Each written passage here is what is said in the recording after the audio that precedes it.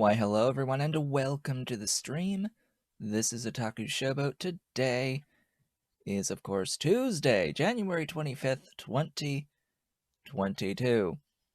Today I am streaming using my DSLR camera, which, there's just...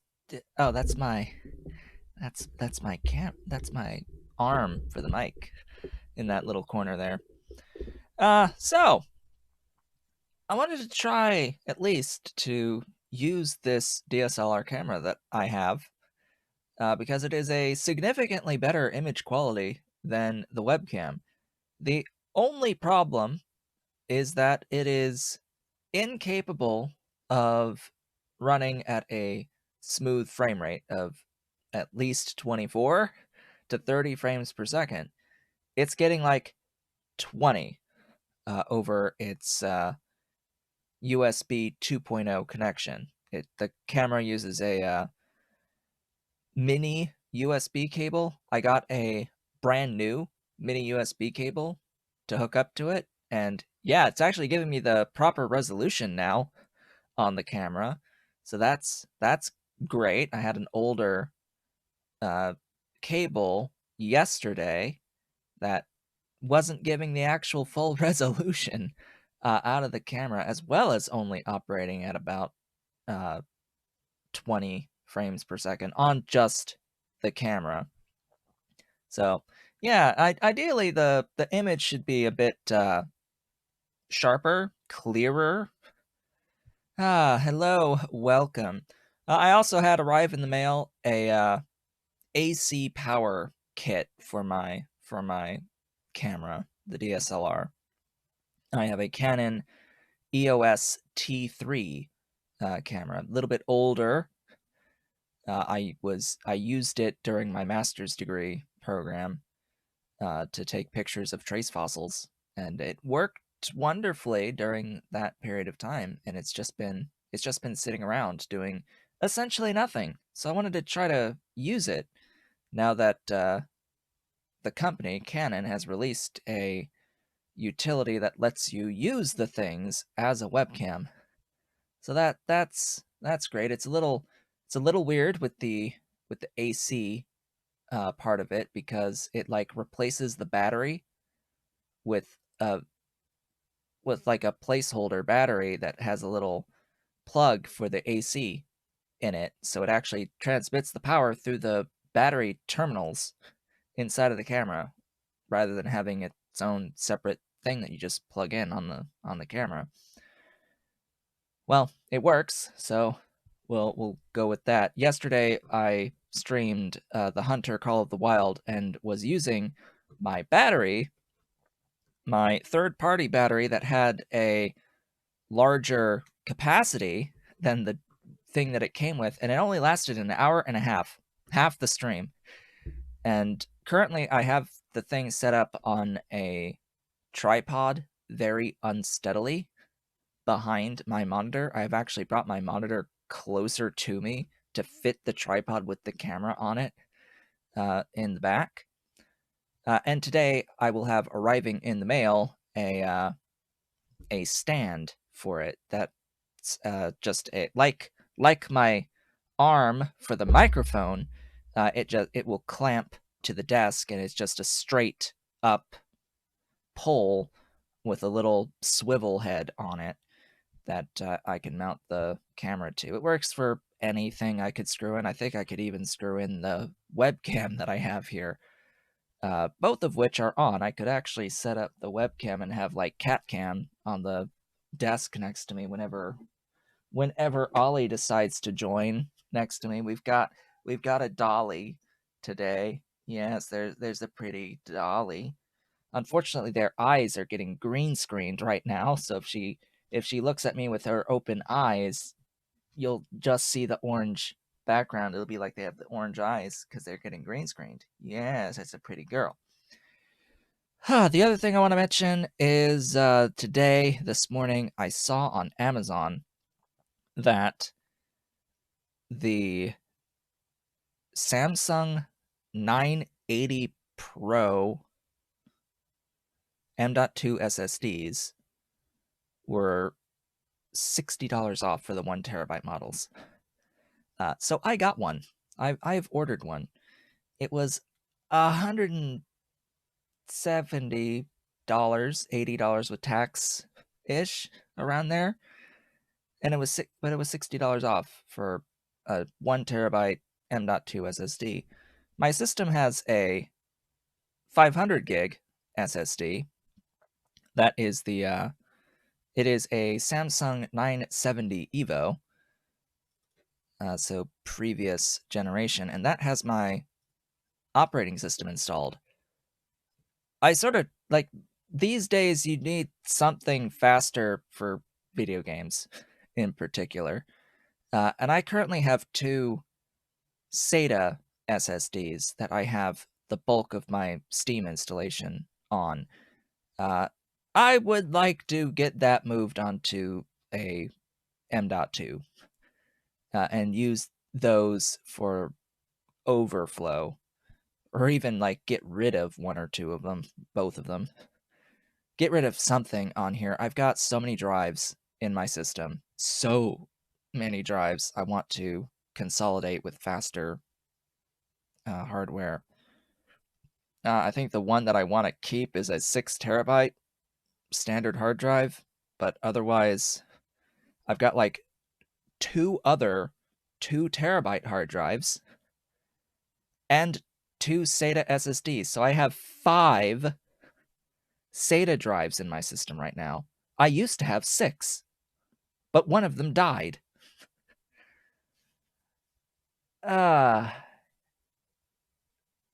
So yeah, that's coming. It'll be the fastest drive in my system when that arrives tomorrow. I'll have to pull everything out and redo everything for it. So, Factorio. The last time we met was last Tuesday, where I got Circuit 2s. We did not meet on Thursday like we normally would because we had a Dish Network technician coming to fix our satellite connection. Our receiver was coming up as total signal loss or complete signal loss, and it wasn't able to acquire the signal. And it turns out the problem was the cable connecting the satellite dish to the house. It was the cable that did that. How many am I going to need here? 20, 40, 60, 80. 120. 40. Yeah, that's a lot. More than 80. So I'm currently doubling my methane production because I'm a bit limited right now. I'm bottlenecked on methane. Is a situation I've found myself in between last week and this week. I've done quite a bit of stuff in the meanwhile after getting the Circuit 2s. Last time we got Circuit 2s, and we also made the improved fungal substrate. So we made this stuff, and we set up fresh power, the latest of the latest of power builds, which was pointed out as not quite efficient, the most efficient way of handling this type of setup when making coal water slurry fuel. It was pointed out that coal water slurry fuel itself can produce more power than benzene and aromatics. The thing about that, though, is it's not as simple as throwing all 400 per second that I make here of the coal water slurry into powerhouses. That would produce a lot of energy, but then I wouldn't have any of the actual solid fuel that this system needs. And the solid fuel that this system needs is being based out of aromatics from converting the coal water slurry into aromatics and benzene. So, like, either way, I'd have an excess amount of benzene to convert, and then rather than aromatics, it would be the cold water slurry fuel. It would be like, I don't know, I think I need an extra powerhouse in here and one of them doing benzene or something like that. I think I tried to look at this. 6 on cold water slurry and 1 on benzene. Yeah, so I need like +1 in here. It's more complicated. The actual benefit is very small by comparison. It's a few megawatts difference. Maybe like 10 or 20 compared to how I'm doing it this way, after considering the reduced amount of cold water slurry from having to make the aromatics, for having to make the biomass, etc., etc., etc. Yeah, it works out. It's still better to use the slurry just barely, and it makes it a little bit more complicated. I'm going to stick with this for now. And until the next time I mess about with it. So until the next time I mess about with it. That difference also doesn't include the energy savings from not having to have as many DDCs here. So, whatever. Is whatever. Is okay. It is okay. Okay, I'm gonna get the last of these in and then turn all this on over here. So circuit 2s means Mark II buildings. A lot of Mark II buildings. I spent a lot of time allowing the base to accrue Mark II infrastructure. A significant amount of time allowing the base to build out Mark II infrastructure in the mall. And I have scaled a number of things with Mark II infrastructure thus far, just not everything. I've done some converting of stuff to Mark II. It's just a pain. It's just a pain to have to go through the entire base to switch out to Mark II stuff. Everywhere where I can actually have Mark II stuff. Like, I haven't even touched Chromium yet. Oh my gosh. When I get to Chromium, that's a lot of buildings to change to Mark II. Yeah, it's a lot. It's a lot. What I have changed so far is phosphoric acid production. All of this is Mark II infrastructure now for the most part. It looked like there were a few Mark I. Oh yeah, these that aren't actually getting used anymore because of the difference between Mark II and Mark I high pressure furnaces. The Mark IIs are worth 3 Mark Is. They're 3 times as fast. So I don't actually need these on the bottom, like, at all. Yeah, so this should be making double of the phosphoric acid and phosphine than it was previously. And I also did get this as an underflow valve in here. That was a necessary change. So that's all good now. What else have I done? A number of things with the actual Circuit 2 setup. I've upgraded the Circuit 2s themselves to be Mark II. I've also begun making modules.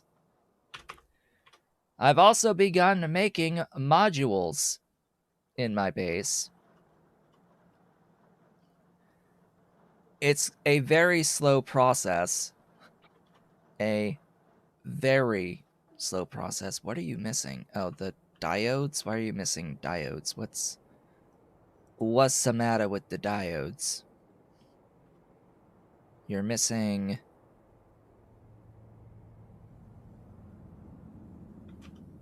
that silicon, the light N, that's interesting because the silicon is also a thing that I went and, oh, you're, okay, you're just limited by the amount of, quartz.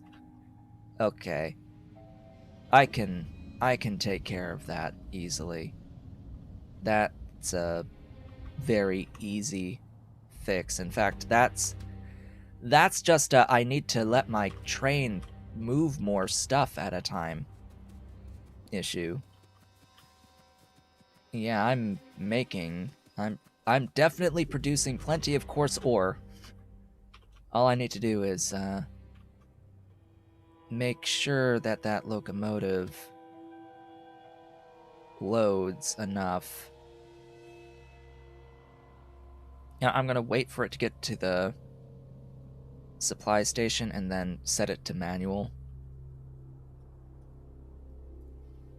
I mean, or I could just be like, hey, set it to an and passenger present so that way it will never move from here. Yeah. So that way it will never move as I make my way out to here, and that way I can change how much storage it's holding at a time. Apparently 1,000 units per wagon isn't enough. Okay. I might need another train. It's only going 2 locations though, so it's like, huh. Weird. It's going to silicon and it's going to silicon wafers, I think. I think those are the 2 places. No, it's not even going to silicon. No, it's wafers. And one other place I've completely forgotten about. There should be 2. I just forget where the other one is outside of the wafers. Autosave has autosaved. Go ahead and hold, like, that many. Sure. Why not? You know what? We're also going to take this opportunity to add in another line and make it like 60.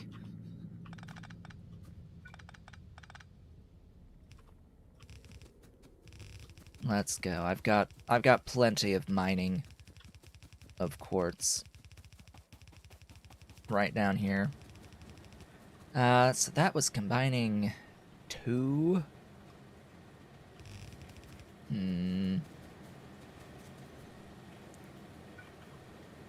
All right then.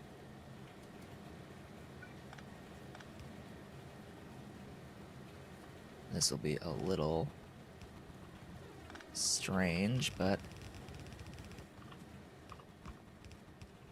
there you go. That will work.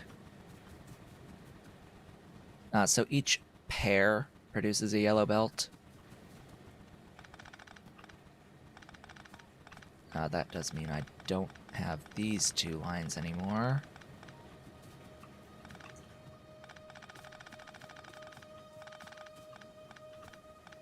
I still have another 2 yellow belts worth. Okay, I have another red belt from all of this available to me for processing off of this patch. And that's not even the final form, is it? Because we're not speed capped on these yet.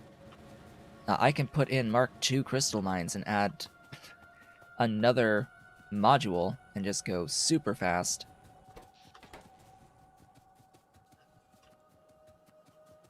All right, we can get rid of that now. Go on your mission. Ah, Ollie has joined me. Hello, Ollie. He is off to the side now. Let's get over here to clear out some of that inventory space. Oh yeah, turn the auto trash on. That would be nice too. Okay. Now, I was a little bit iffy on whether or not I wanted to actually do neuroprocessors next because of the brains in particular. I've decided to do it now and use Ulrichs for it rather than go and make the AUGs because I want the Mark II buildings that I need neuroprocessors for, primarily. I also want the mines, the big mines, in particular the Nextlit mine. I really want the Nextlit mine. Like, I really want the Nextlit mine. Why do I really want the Nextlit mine? Because I made Nextlit off screen between episodes or between streams.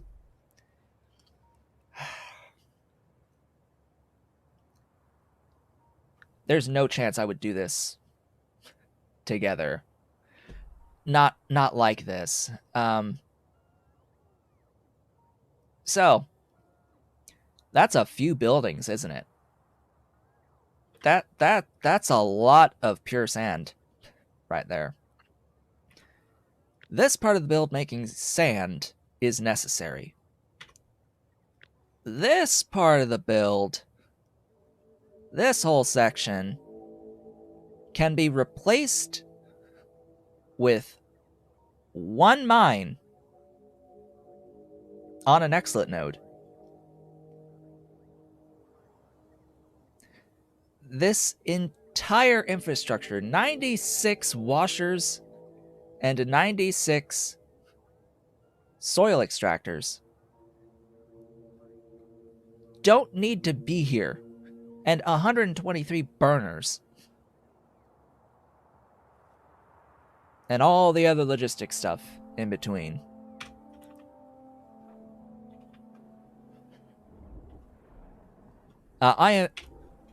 This build, you know how much Nextlit this build makes? A yellow belt.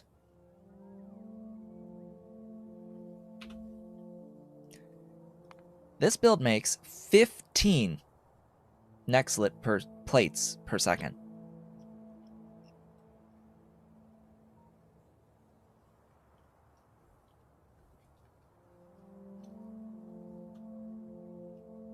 It's very large. It's very, very, very large. And even if I had efficiency modules in all of it, I haven't even put modules in any of it yet. I did this before I made my modules. Just, ugh.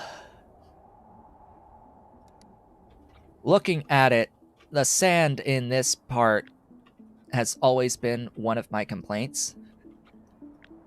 The sand needed on the scrubber step is nothing compared to the amount of pure sand if you're trying to get the tailings, compared to the amount of infrastructure you need to get enough tailings to get the ore alone to actually do the Nextlit process. Like, oh yeah, you're gonna have the sand. Oh yeah, you're gonna have enough sand for that system. Yeah, I just don't want any of this to exist. I wanna break it down and reuse it. And to do that, I need the big mines. I've got plenty of Nextlit reserves with, you know, 1 billion units of Nextlit ore in them. All it takes is, you know, placing the mine and bringing in drill heads and like putting in the animal modules so that you get 60 per second or whatever mining speed. So for that I need neuroprocessors in particular. I think that's the only thing I still need. I think it's the only thing I still need. Let me go and have a look. And of course, neuroprocessors are going to unlock all of the remaining Mark II buildings that I currently have unlocked. Oh yeah, I have those crystal mines as well. Primarily all of the Pi Alien Life stuff. Yeah, it's just neuroprocessors. It's just neuroprocessors that I need here. So let's go about doing that, shall we? I believe I already have the technology on neuroprocessors that gives me the extra 40% productivity for the data array. I have that. Now the data array can also take 5 productivity modules in it. I think. Here, let's go and place a data array.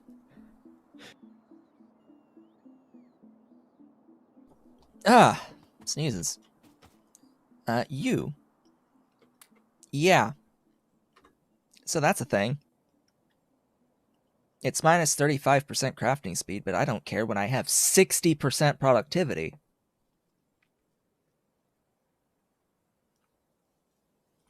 With vanilla modules. Yeah, that helps. A lot. That helps a lot. I also found a bug. I don't know if this bug has been fixed, but I did find a bug with the hidden beacon. Or the hidden bacon, I should say. Remember a while back, I sort of ran into, with my crawdad, a data array that existed here. And broke it. Remember when I accidentally did the data array here? I can't replace it because the game didn't destroy the hidden beacon entity that exists in the middle of this when that building died.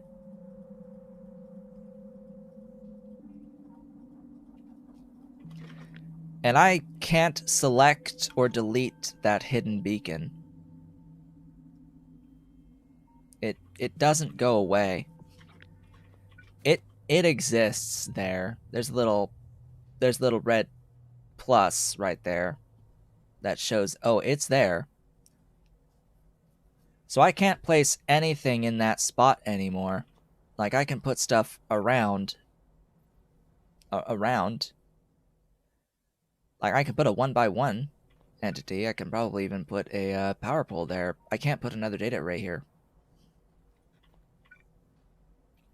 I can't put a 2x2 building here. Because of that beacon. Hidden beacon in the way. Oh, but I can sure put a thing on, a 1x1 on top of it. It must exist, like, between tiles or something? I don't know. Is weird. Is weird.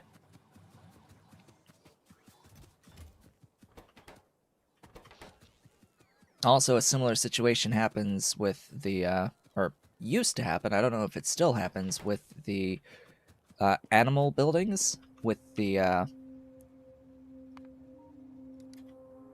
alerts when you don't have a module in the animal building, or plants for plant building, fungus for fungal building. When you're missing the modules for them, that big red alert icon, if you run into those buildings, that alert icon exists forever and never goes away. It decouples from the building. It's a little strange. So this will be neuroprocessors, and will make use of cascading productivity as best I can. Speaking of cascading productivity, I have done cascading productivity to the best I can for the moment on various parts of Circuit 2 production. So yeah, I have a bit more Circuit 2 production than I used to, because of a lot of the upgraded mark levels in particular, but I still need to do the optical fiber line to get all of that productivity going. I did etching solution and getting the productivity in the buildings that will take it for that. I did not do Cermet yet. I'll need to do that. And I'll need to do zinc acetate as well. But yeah, it's slow progress. Because we have to remember that I while I am making Mark II buildings, I don't have an infinite supply of Mark II buildings right now. It does take time for them to build those buildings, even if I have all of the materials for them in adequate supply. So I'll need to go around factory by factory to replace the stuff with Mark II. Now, thinking about that, but hey, didn't you say that that's the type of thing that you didn't want to do? When Pi Alternative Energy releases? Yeah, I know. I'm not going to do it again for that. And I'm not going to have to retool a lot of the aspects of the base. This is the easy part. When Alternative Energy eventually releases, it's going to come with a lot of balance passes to all of the other Pi mods. And that includes making things harder for a number of systems and changing the balance for a number of systems, changing what the numbers are on a number of systems, adding or subtracting a number of ingredients for a number of things. It's going to break the entire base. And I will have to go factory by factory, figuring out what the problems are, and potentially having to demolish the entire factory and rebuild it for the new system. Which, I don't really want to do. Having to replace with Mark II stuff is one thing. Having to retool the entire factory is another thing entirely. So, yeah, I'm not going to do that. I'm not going to do that. I'm not going to be adding Pi Alternative Energy or updating the mods at all. Period. For this playthrough. When I play Alternative Energy, I will play it on a fresh playthrough after this one ends at some point. Ideally, once it's had a little bit of time to get fixed, because I'm sure there's going to be problems at the start. There's always problems at the start.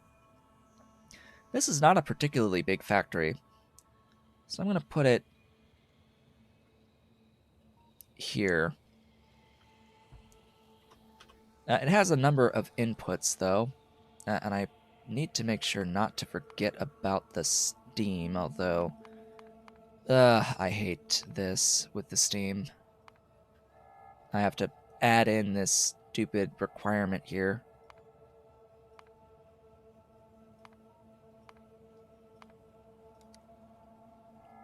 And then I have to ignore the fuel rod on it. Do I not actually have a solid fuel already? I do have a solid fuel already, so we'll use that with Coke. That way I don't have to bring anything else in.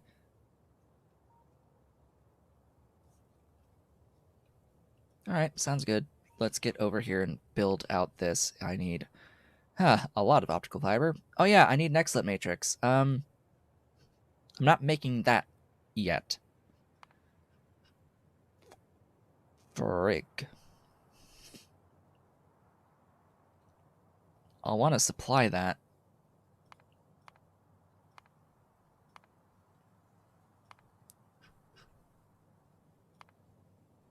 Well, it looks like I am going to need bitumen here. And I'd rather use that than the solid fuel.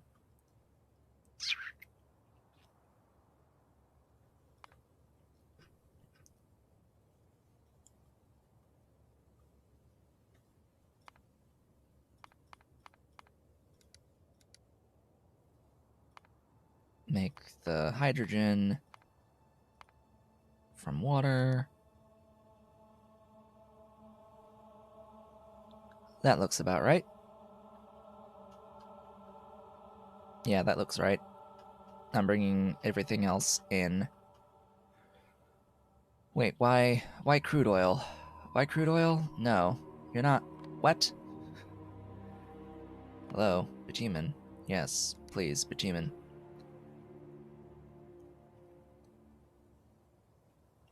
That's right. That's right there. Just gonna note I will need more Excellent Matrix, so probably gonna add another supply station and scale it up here when I need it. This is another reason why I made an Excellent factory, because I know I'm gonna spend it on neuroprocessors. I'm also... That was a bigger bottleneck than Circuit 2s on the creation of Mark II buildings. Nexalit, of all things, was the biggest bottleneck. I needed to set up that factory in order to actually have Mark II infrastructure in the base. It was nuts. So many Mark II buildings require Nexalit.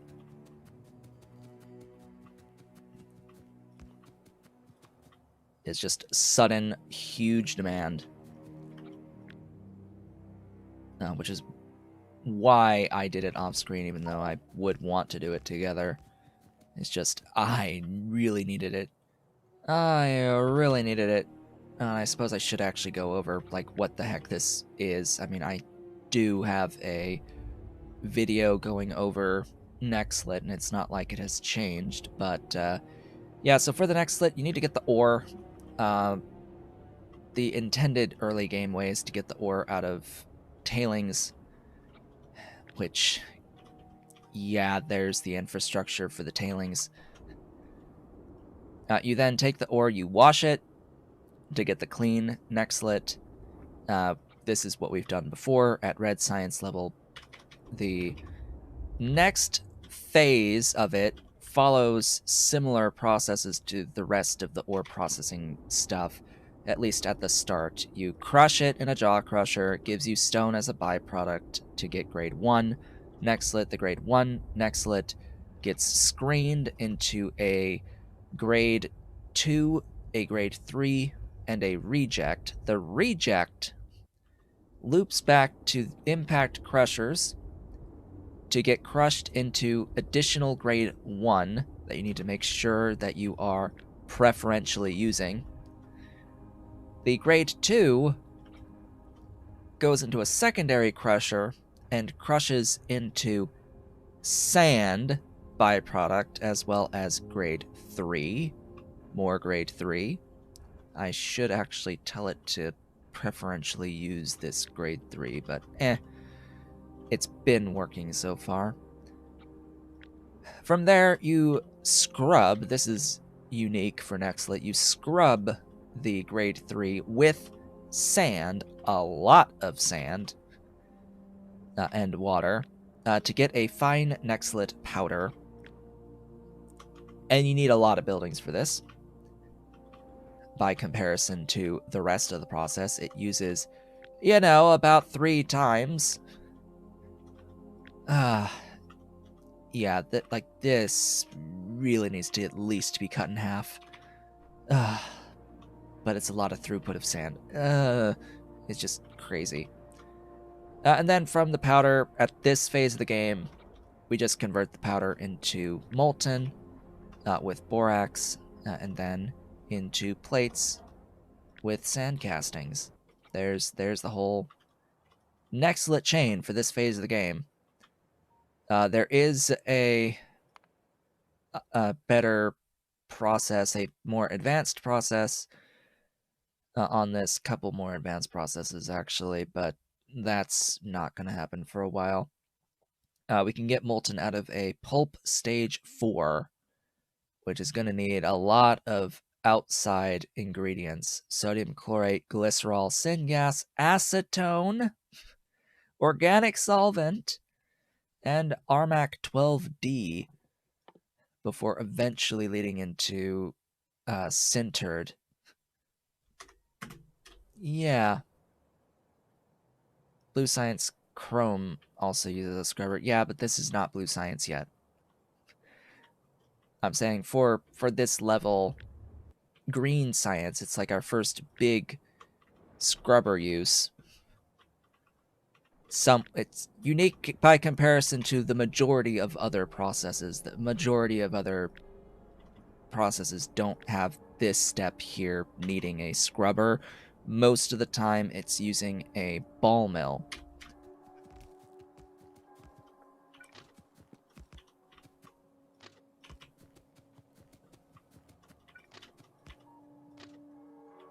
Speaking of which, looking at organic solvent, there is a few other things I've done off screen involving niobium and its ingredients.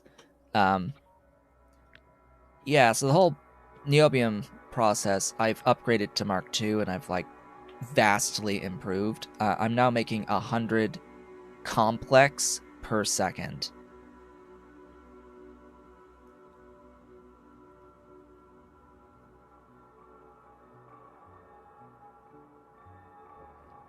A 100 complex per second. It's well more than I need at this point. So I am finally producing enough niobium. That it was a bottleneck for a little while, but I have fixed that. Now, how did I fix that when this uses ammonia and hydrogen chloride and organic solvent? Well, I made dedicated factories for ammonia, organic solvent together, as well as hydrogen chloride somewhere. I've forgotten exactly where the hydrogen chloride build is. Here. Yeah, right there. Hello. I now have them provided on the train network. It's about time I have these 3 provided. Just, yeah, they're good. They're good now. Everything is okay. I am, however...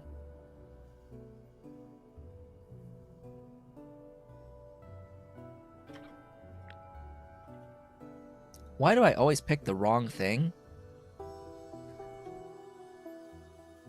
Like... Seriously, though, why do I always put the wrong thing? Anyway, we'll focus on this for now. It's not a problem. How many solids do I have here? 1, 2, 3, 4, 5, 6, 7, 8, 9, 10, 11, 12, 13, 14, 15! Okay, we need to place a few of these. 5, 7, 9, 11, 13, 15. That's a few. Whoops. Autosave. Changing my inputs there. Whoops.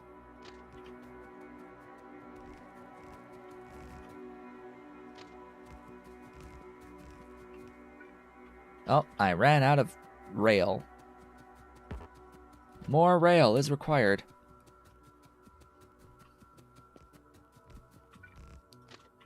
You know, I actually value petroleum gas really highly at the moment.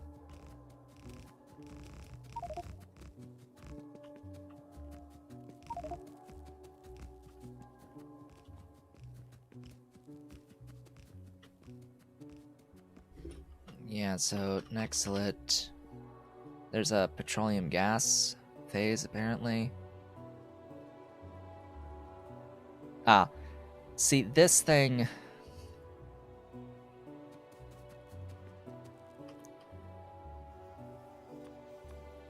Oh, I don't carry around advanced foundries anymore.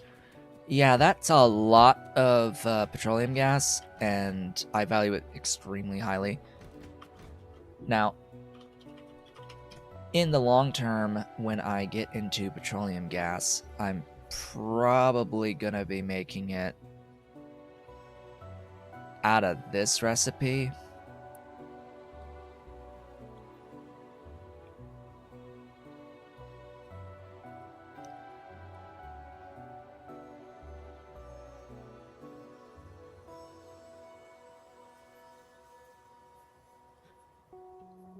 Trying to think. Depends on how I get the naphtha. But I'm thinking this recipe will be this right here.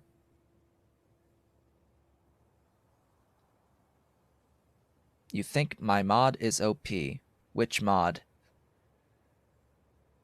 My productive Pyandons mod? Is that what you're referring to? Because I'm not even using that on this save. As far as I'm aware.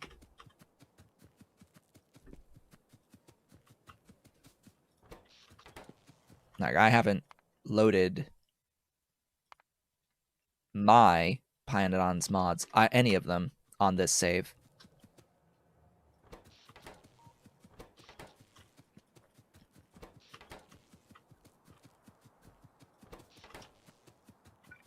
I would highly suggest using it if you want to actually, you know, beat the game in a reasonable amount of time.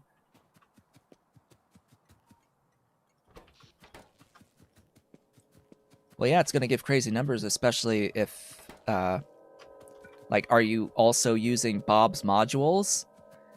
Because that alone gives crazy numbers. So I have 15 here. And then, is it only one fluid? I think it's only the one fluid.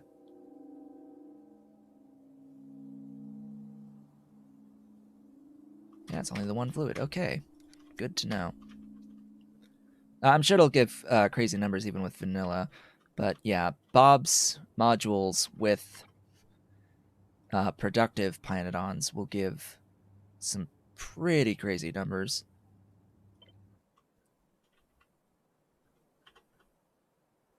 You know, so did I. So did I when I used it. I got complaints. To which I say, it's the only way I was going to maintain a proper frame rate into the late game.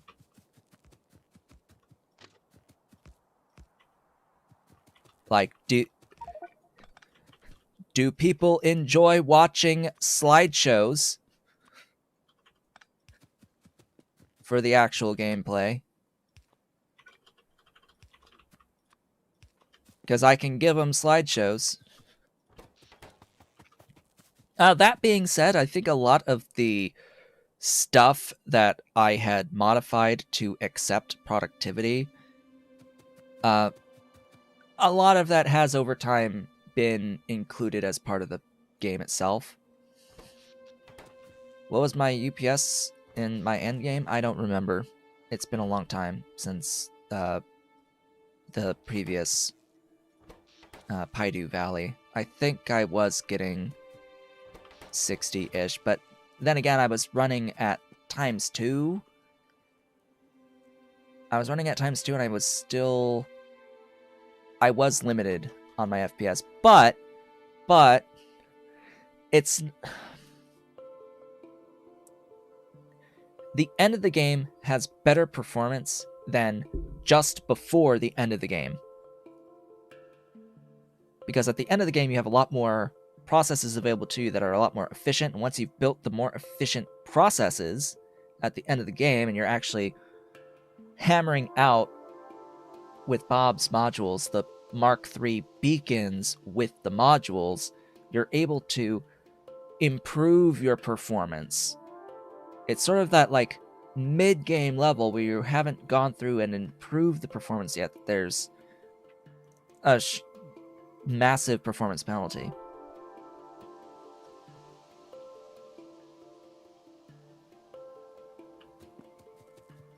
Oh yeah, and making sure you're not using alien biomes is like top #1 thing to improve performance in the game, especially if you are texture limited, especially if you're like graphics VRAM limited is yeah, definitely don't use alien biomes. I have learned my lesson there. It adds way too much stuff and way too many rocks. Way too many rocks.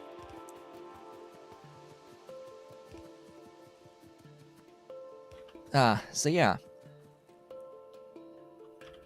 I have noticed thus far, without using my productivity mod, that there is a lot of stuff that does take productivity that I didn't think did before.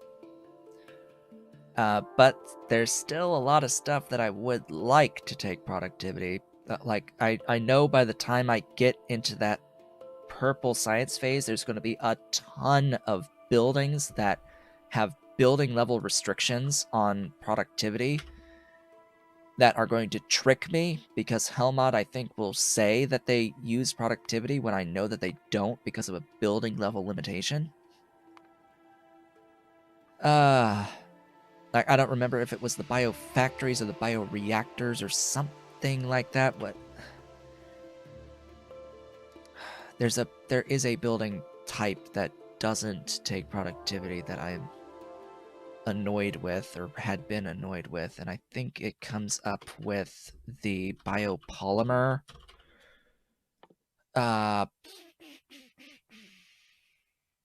What building is the biopolymer made it? Yeah, the bioreactor. Like, I think the bioreactor has a building level limitation. It doesn't take productivity. Unless they have finally fixed it, because I think there was even a building limitation on productivity on pulp mills, but I think that's been changed. A lot of stuff I think has changed. I just don't know what. I haven't looked it up specifically. Fortunately,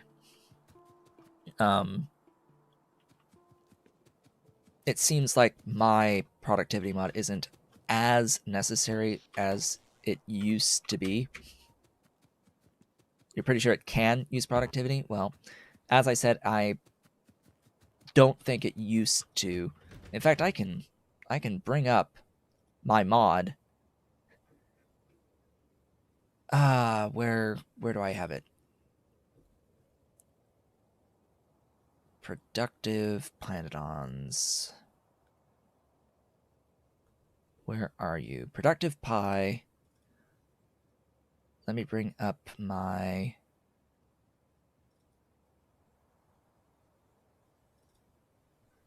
recipes here. So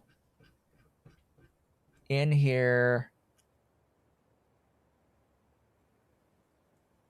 okay, it wasn't the bioreactor. I'm sorry. It was the nano assembler and the pulp mill had building level limitations on productivity modules. The nano assembler. That's what my productive Pyandons mods changes. For those buildings, it changes the buildings of the nano assembler and the pulp mill to allow for productivity.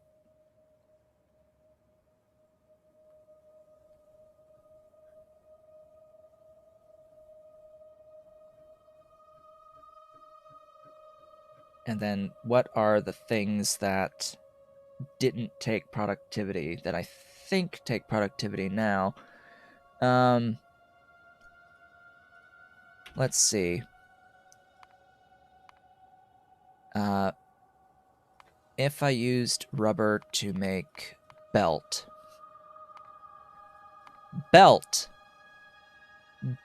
doesn't take productivity. What?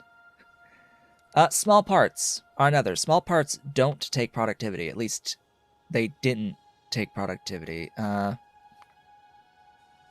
Small parts in all three varieties.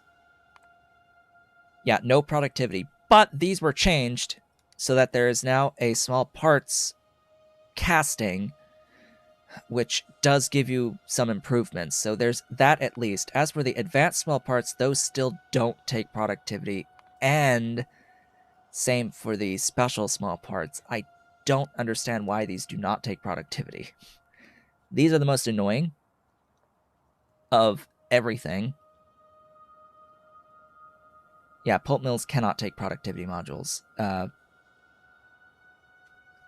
by default. Now, my mod is supposed to change that so that they can, and same with the nano assembler, but you never know. They might have changed the name on me, and it might not work anymore.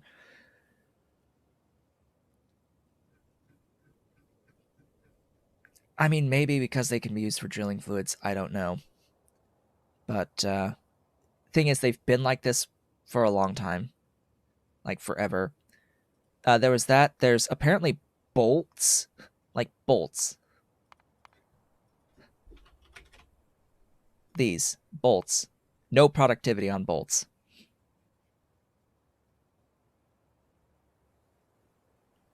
Like what? This is an intermediate, as well as belts. The belt-based engine recipe also cannot do productivity. This cannot take productivity because it's inherently a more efficient recipe. And I think there's also direct casting that improves these. So there's been the direct casting recipes have been added from Molten with these advanced castings as a way of balancing to give you some bonuses without needing to have the productivity on these sections. Apparently rubber 1, 2, 3, and 4 recipes. Yeah. Great. Rubber, no productivity. Carbon black, no productivity. Guar gum, no productivity.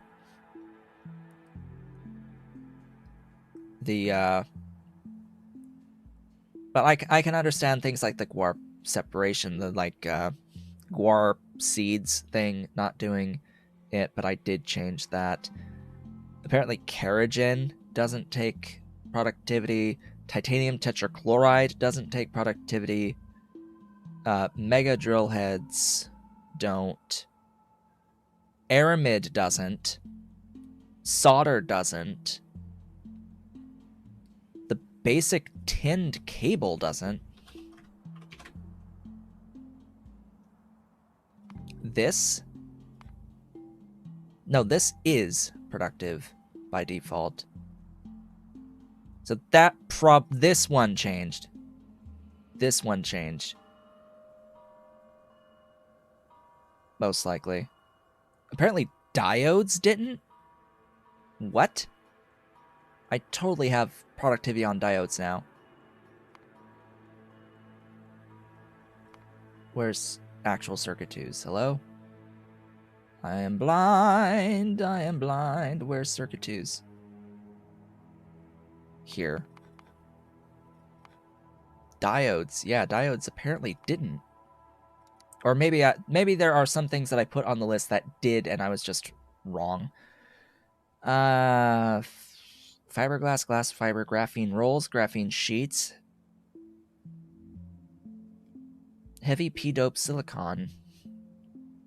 Really? High flux cores. Melamine didn't. Okay, microchips didn't. Well, they do now. NIC cores. PDMS graphene. Phosphate glass. Processors. Processor cores. Silicon. Silicon? Okay. Stone wool 1 and 2. Transistors didn't. Okay, they do now. They do now. Melamine resin, urea in its forms, capacitors, all of them, inductors, all of them. Really? No, those had to have already. These had to have taken productivity already. So I think I just made. I think there were a number of intermediates that I added in my mod that I put into my mod just in case they were changed later.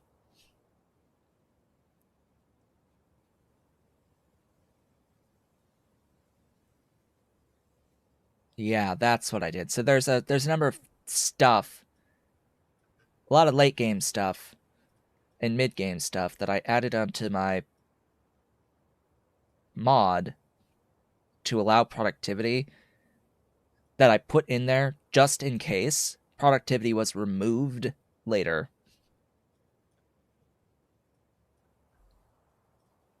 Apparently, I added all the Tholen recipes. That's lovely. Never even going to do Tholens now that it was castrated. Anyway, let's keep working on neuroprocessors here.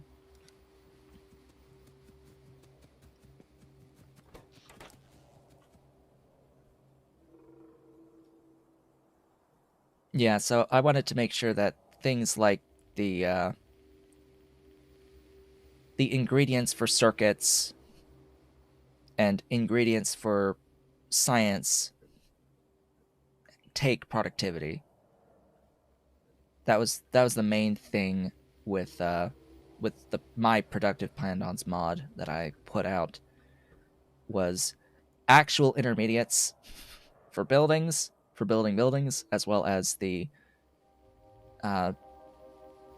direct ingredients for circuits and for the sciences would have productivity.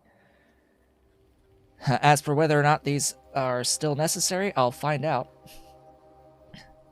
I'll find out if I still need to have these things. Like, I'm hoping I can get through this set without needing my own mod to add productivity.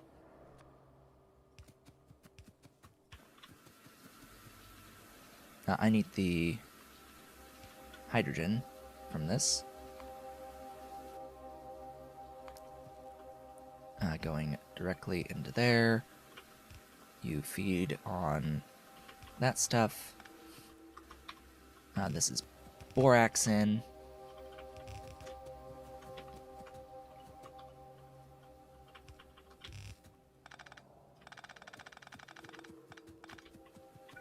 And that goes into this guy.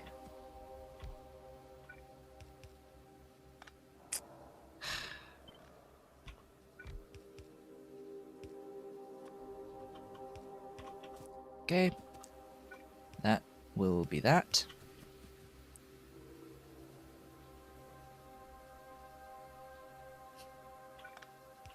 Yeah, then you have to be careful with Bob's modules, because those God modules are, well, godly. God modules are godly. Who'd have thought? Who'd have thunk it? What am I doing here? Oh, I didn't actually grab this infrastructure now, did I? Nope. I've got, like, the heavy oil refinery and the tar processing unit. Like, I've got those.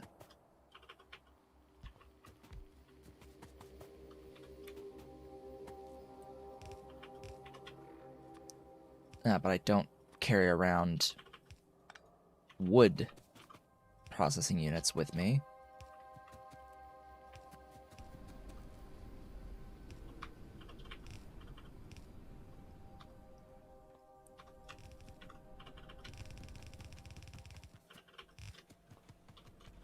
I can still place the logistics down, anyway. Logs.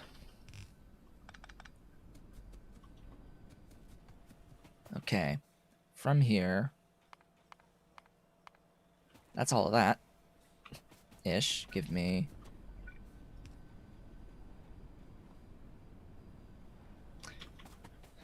Right. And then... this guy... Oh yeah, I need you too. We'll do that. We'll do...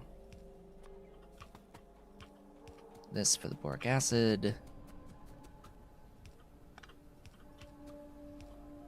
I will never recommend putting boric acid onto the train network. It is not that dense. If you're gonna move anything, move the diborane. Put diborane on the train network. or just do this whenever you need any of the borax stuff and just move borax. Because, yeah, it's a little bit more difficult moving boric acid than it is the diborane. Depending on how much you're making, of course. If you're only making a trace amount of stuff, then that can be a little bit problematic.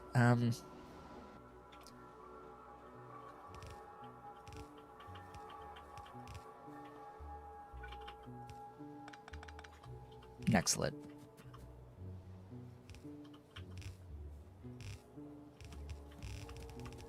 And there we go. So we have borax, logs, nextlet. And that will be the nextlet matrix. All done. All done. It will need the...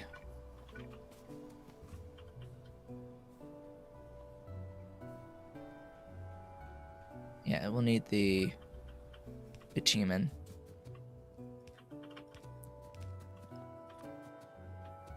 Which I think I put the bitumen going out on the other side. Whoopsies.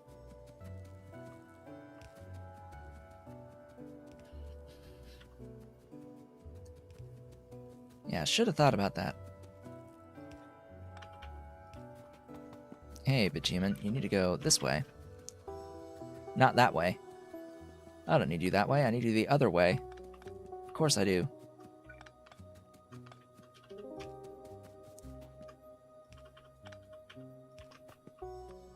This is also going to be a test of my new computer setup with this save, right? Because my Paidu Valley series previously was on different hardware. I had a different CPU and motherboard back then.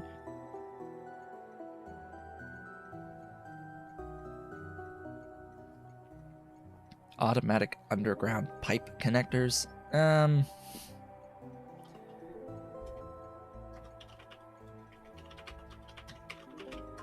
I tend to shy away from mods that change pipes too much. Is it a thing that automatically adds this pipe right here? Because that's fine. Like, does it automatically add this segment of pipe and like pull it out of my inventory to place it? Like put a blueprint here that lets me place it, because that is fine most of the time.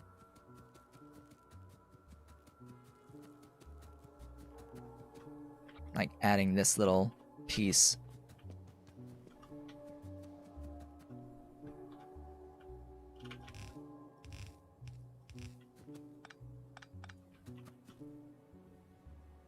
All right. From here. Since I have the stuff right there, I may as well use it. Right, you just have to be directly in that line, don't you? No, further down. There we go. And there's the steam.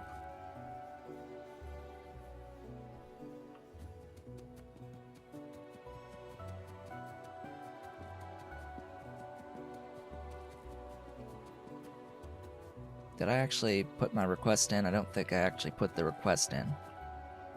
Put the request in. Give me bitumen. I have a bit of it. I have just a little bit of bitumen production in my base out of oil sands. Yeah. Just a little bit. I can upgrade these extractors to Mark II now. And, you know, all of the infrastructure to Mark II.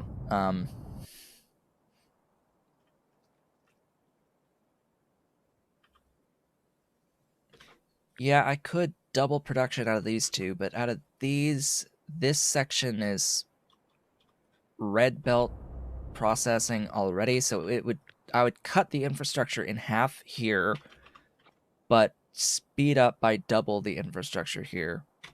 Or just, bring in another red belt of stuff.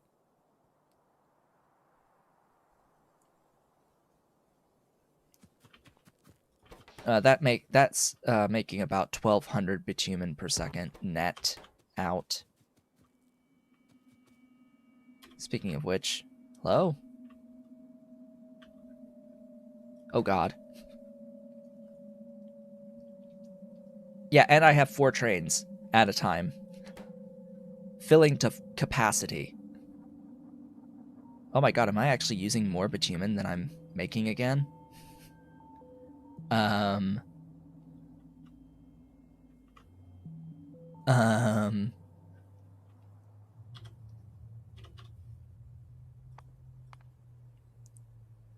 Bitumen?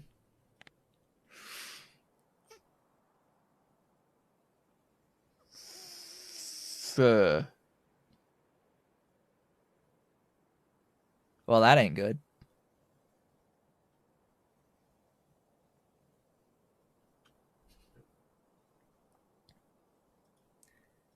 I guess I need to upgrade sooner than I thought.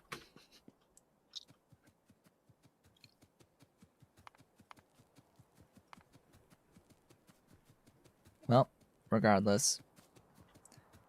Let's go ahead and get these 3 inputs sorted while I'm here.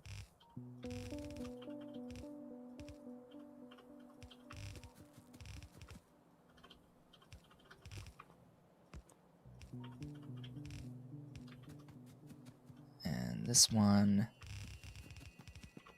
get rid of all of that. Okay, borax.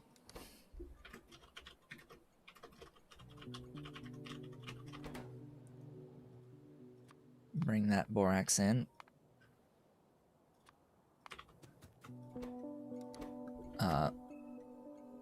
Logs.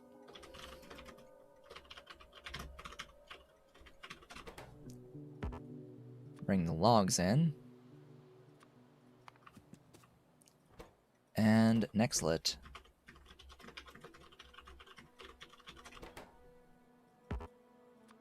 Bring in the nextlet.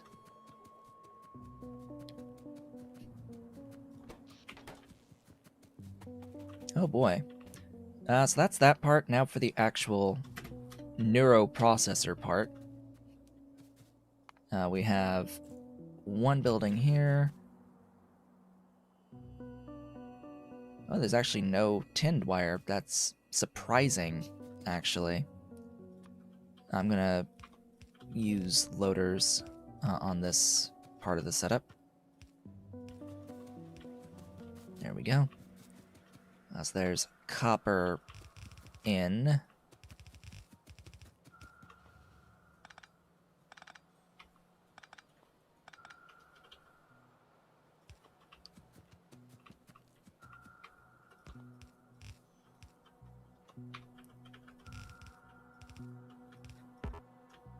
Come on, autosave. There we go. Our copper at neuroprocessors. Let there be copper.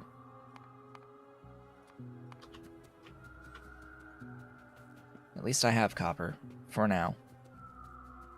For now. Oh yeah, speaking of copper. This is one that I have upgraded to Mark II already. One of the plates builds that I have upgraded to Mark II already. At least on half of the build. The other half I still need to upgrade, but yeah, this was a bottleneck. It is a bottleneck no longer, at least for the moment. Yeah. Went from less than 30 per second to now, red belt plus yellow belt.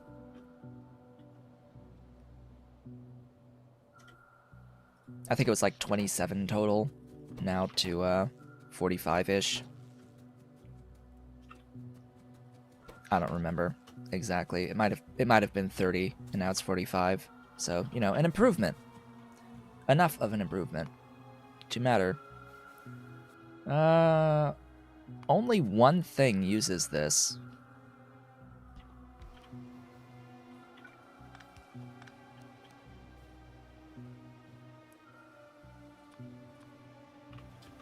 And you need ceramic. Does anything else need the ceramic? Yes.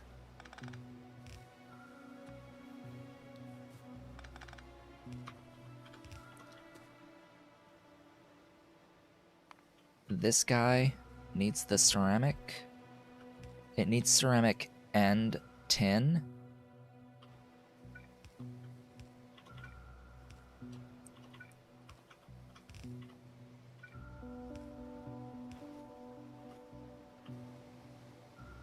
And that can be the two of those. Done. The other thing is that this also needs tin. So I will need to move that one more tile.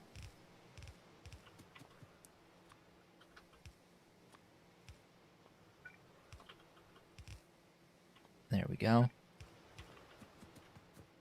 From there, we have agar.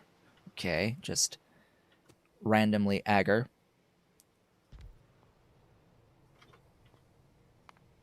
Need two of these buildings, game.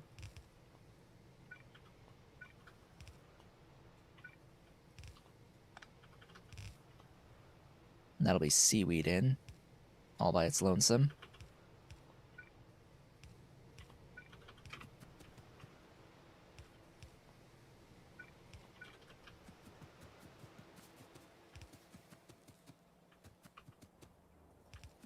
Oh goodness, why did I pick that line?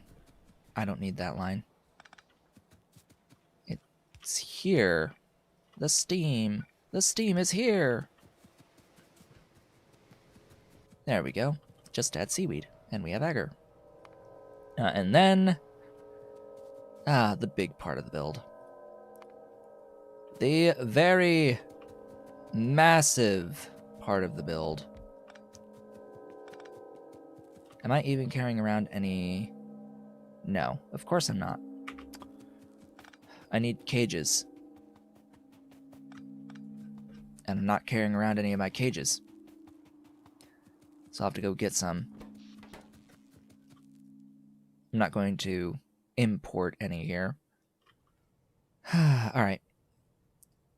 So how does this work? Well, it works a little bit like so. We're going to have the Ulrich. We only need 0.7 in, as well as the cages here. How big are these again? Oh yeah, big. They're huge! And, ironically,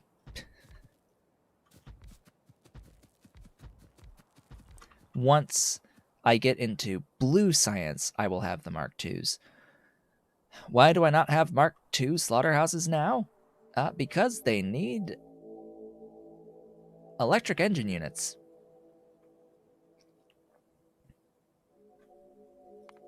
I can't make those yet. I do need blue science to unlock this tech. I have everything that I need to make them. I just don't have the tech to unlock them. But that brain biocomputing can get me this tech sooner.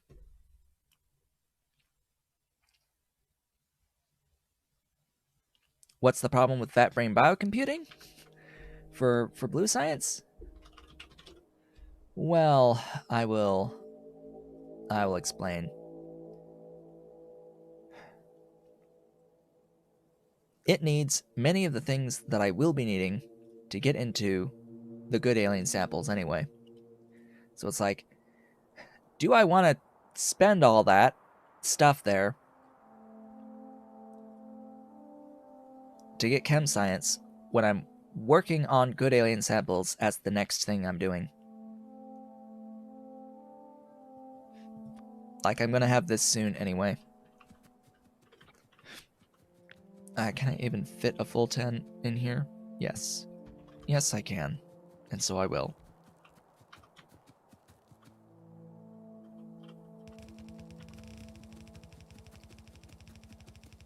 Alright, this is the belt of the caged Ulrich.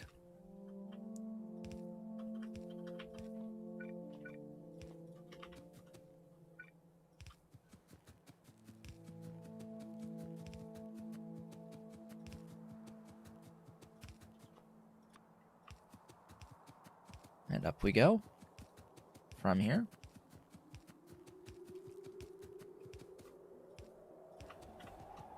Okay, there's that. Now, just a reminder, with brains specifically, what creature you use doesn't matter so much. At least not at this phase of the game. I'm using Ulrichs because I have Ulrichs, and I don't currently have Augs, and I would like to get the neuroprocessors now, rather than later. I will switch to a cheaper creature once I get access. But right now, Ulrichs are like the cheapest thing I can make, even if it's not the most space efficient at the moment, because looking at the Augs, they're just not cheap. They're just not cheap, and the gains that you get from adding in the extra inputs and using the Mark II buildings, it's like, just to get 2 per second on these Augs. 122 Aug paddocks, which are huge. And then all of these inputs, like, I would need to scale my moss. I don't have that much moss spare. I need more moss. Way more moss. And I would need, I think, more guar. I have gone and adjusted the Faugi, and I think I need more sodium sulfate as well. I would need more of that. Yeah, so I adjusted the Faugi because we got the improved substrate last time. We made the improved fungal substrate, so I have brought it in as I had originally intended, and switched the recipes over here on these plantations. So now I have more than 15 per second, or like more than 30 per second. I think it's like 45-ish Faugi per second. It's a lot. I've forgotten already. Because I have a few more than 25 there. I have like this many off of this recipe. So, you know, it's like, yeah, closer to that. How many buildings do I have? Faugi plantations? There are 74. Yeah. 45. Just a few more. It's just a few more. Filter out cage.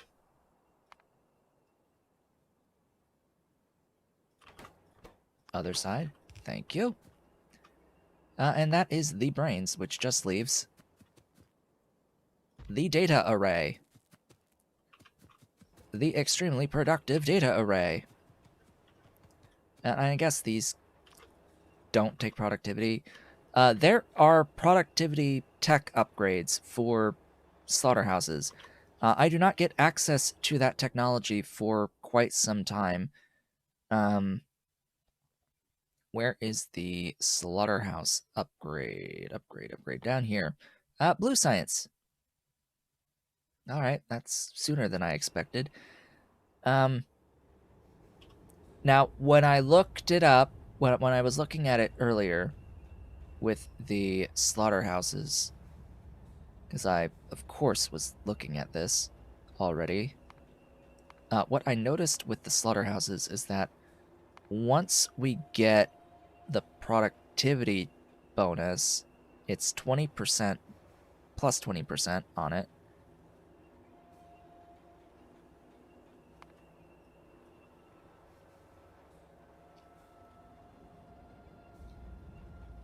The output is going to stay the same on the cages for the amount of Ulrich in. It's only affecting the brains. So fortunately, they have done this correctly, and they set the productivity to only impact the primary output and not the secondary output of cages here.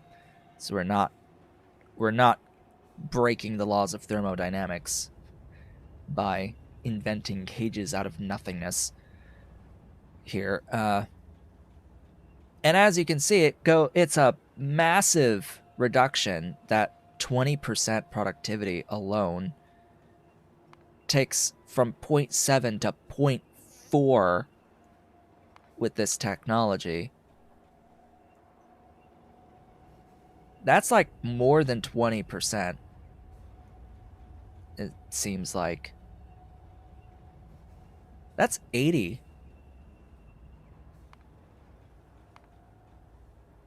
What?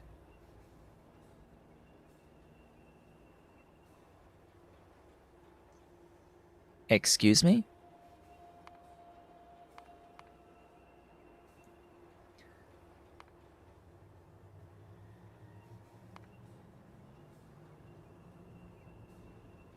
The text says that it's 20%, but has that been coded as 80%?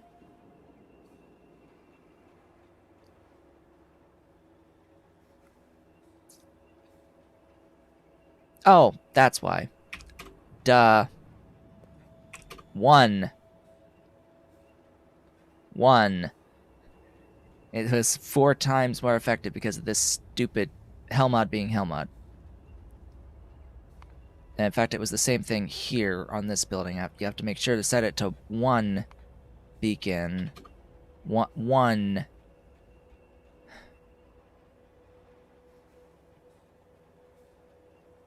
Yeah. It, like, quote-unquote changes the number of beacons that are there, but just know that it's transmitting fully the effect to the thing. Each building will get its own beacon, so we can ignore that. So that's more like it. We go from 0.7 to 0.6. Yeah, that sounds closer to what it should be. Now, how the heck am I going to shove that many things into this? So we've got 1, 2, 3, 4, 5, 6, 7, 8, 9, 10, 11 inputs.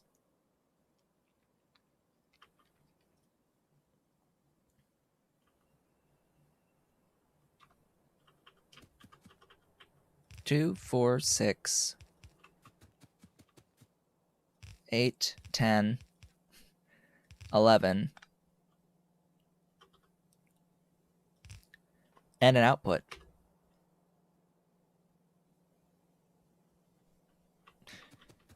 I can work with this. So go over here to you. We're doing this. This is the layout.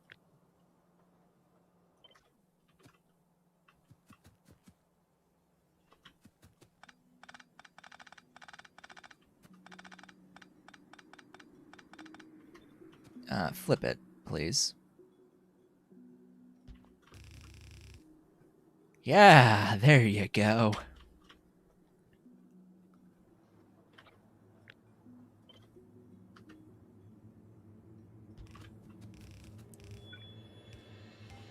That's how it's done. Thank goodness I don't have to build that from scratch anymore. And we have lots of inserters for lots of throughput, although I want to make absolutely certain that I have... Oh no.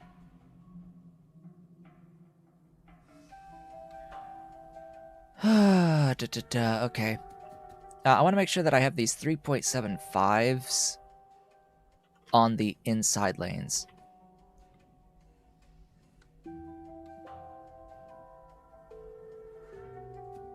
And the 0.38 should be like on the furthest lane, but I don't think it's going to matter because I've got 2 on each, the outside and middle lanes. That's fine. I just need really good inserters on the inside ones. So it looks like we need the air inductors and the optical fibers. So the air inductors are over here. Output here. So I need to make sure that these guys are on that side. And this side needs to be optical fiber plus something else. Anyway, that is the alarm to indicate that we are halfway through today's stream, meaning that it is time to take a brief break. So I will be back in just a few moments.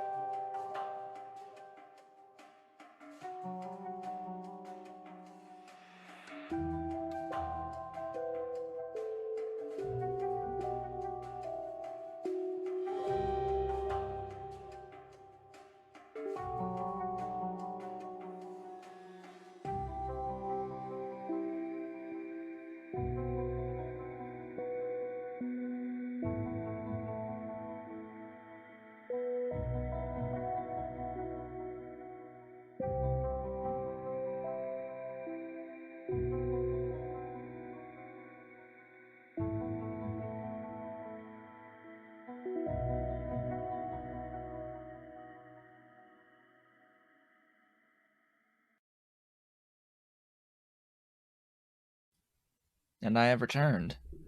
Welcome back. Let's get these neuroprocessors going. Oh boy. So I will have to go and like restock and do some of that stuff before this actually can get moving. Because I need to get a couple of buildings and I need the cages for it. But I think from here, I just need to get the stuff brought over, generally. Whoops.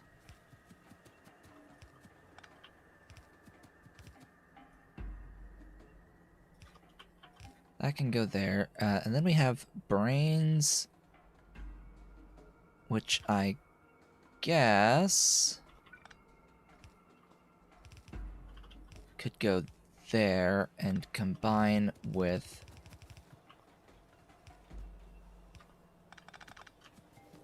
some stuffs. I'm going to combine it with the stuff here.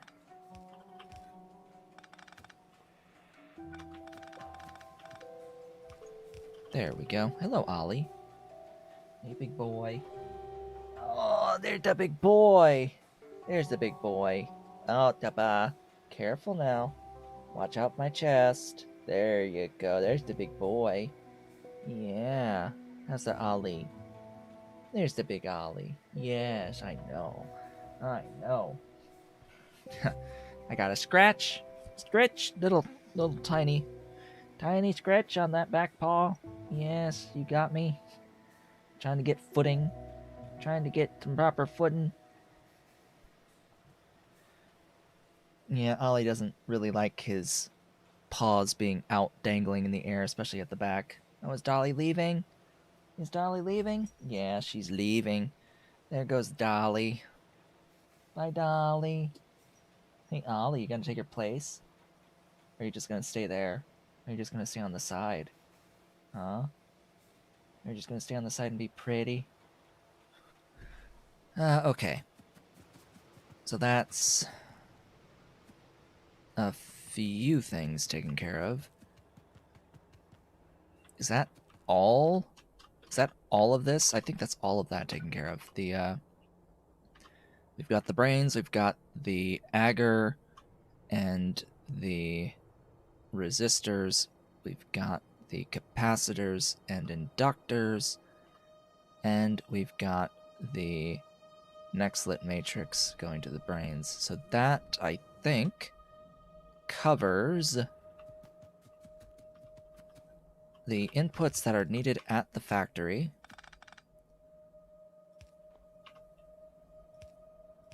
Which leaves the ingredients needed brought into the factory. Needed to be brought in. I do need to bring in more stuff that goes into this section. So, first up, I need ceramic. That's next. Probably from over here. Ceramic and tin. Now, the tin...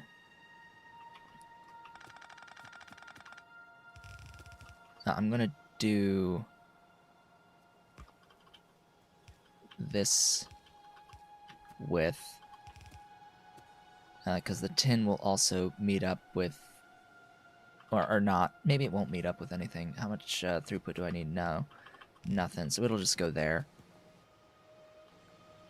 Yeah, it'll go there, and we'll be good. So we've got ceramic here and tin here.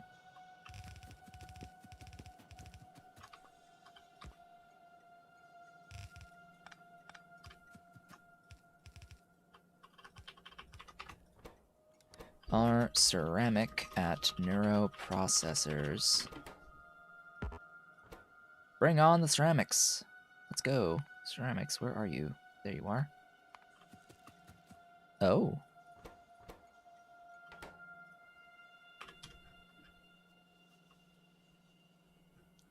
Well, I guess I'll Oh, you just arrived back. You need to carry more. I see. It's like, oh, I guess I need to actually go and finish this build at some point, because I've never finished it. We are going to be limited by 10, just so we're clear.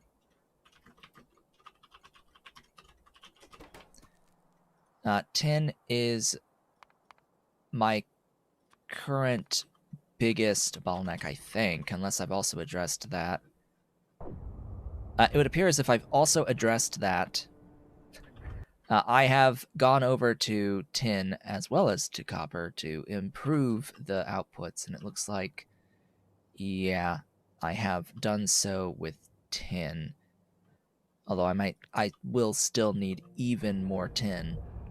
This was just increasing all the buildings to Mark II, adding a few extra screeners.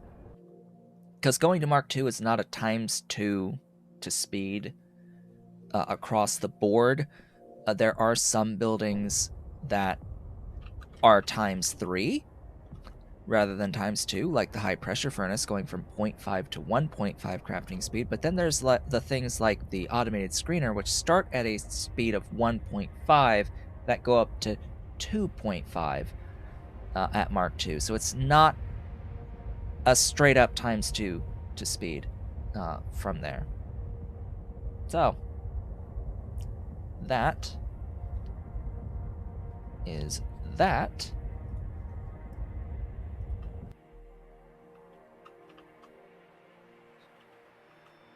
Oh, it looks like I'm like floating.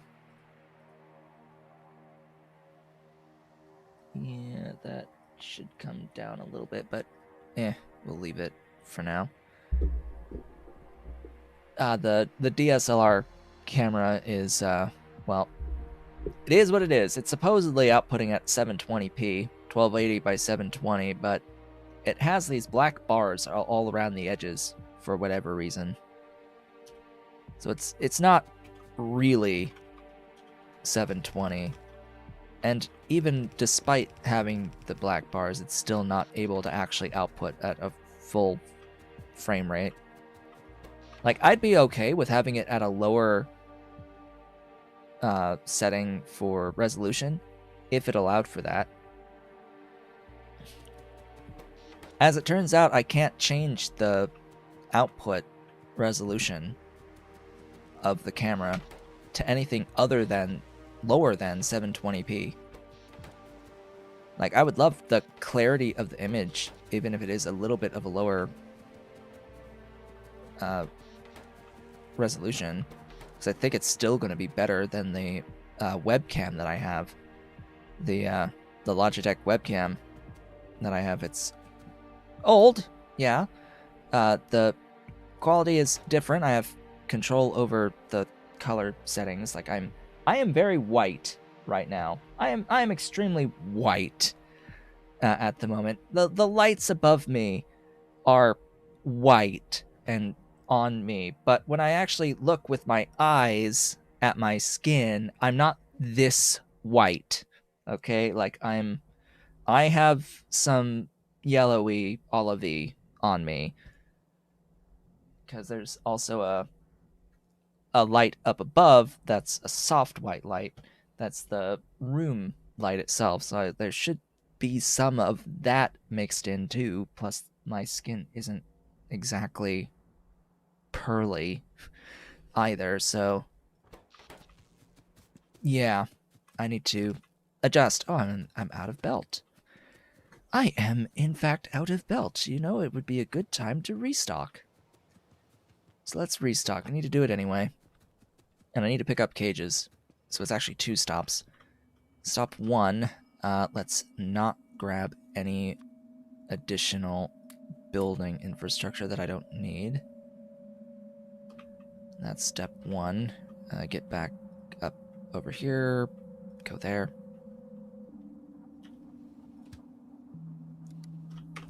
There we go. And then I need to go over to, I don't know, up here, Ulrich themselves. I'm gonna want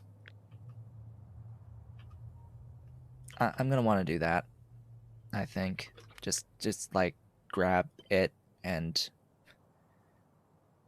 paste it again up there.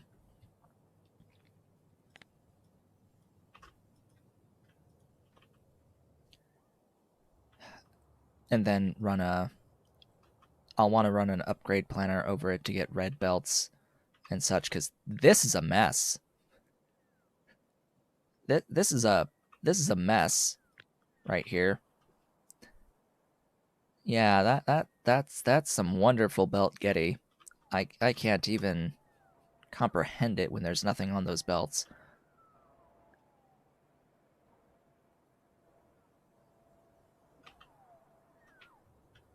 So this is like it's supposed to be about 1 Ulrich per second, and you know I'm adding 0.7 here, so I have to make sure that I scale appropriately. I should have corrals. How many corrals did I just add? 80. Yeah, so I've got at least that in here, plus the modules for it. So it's like I have that infrastructure. It's fine. It's just, it's a lot of belt. That's going to be 3,000 units of red belt.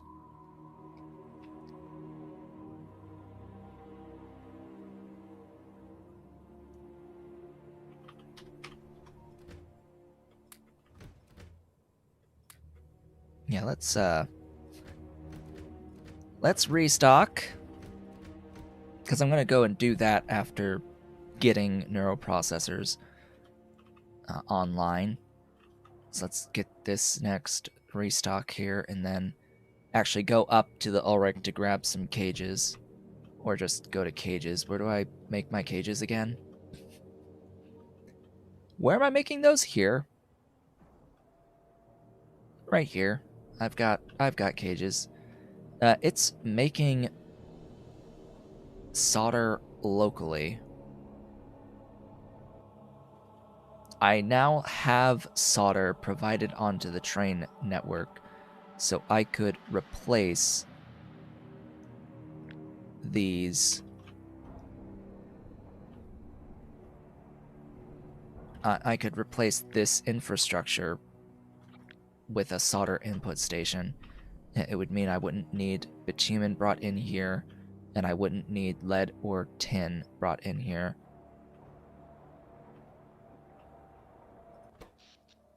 But I'll leave it for now, until I get a better solder process online. Okay, up here. Give me cages. I need some cages. And by some, just like probably gonna put a couple of stacks in my train, as well as have a stack on me. Don't need all that many. Just as long as I don't have too many. There's the key. Just as long as I don't have too many, we're good. We're good to go.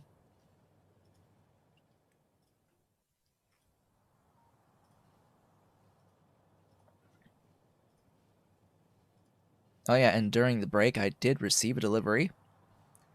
I got the clamp for the DSLR camera, the stand that I'll be attaching somehow, clamping it onto the back of my desk here. So it's like, oh, good luck ever then having a desk mounted monitor set up. I don't know, this desk is so deep that I actually want to have the monitors a bit closer. I'm fine with having the monitors on their own stands on the screen, or on the desk itself. Does not matter to me all that much. Besides, those things are expensive.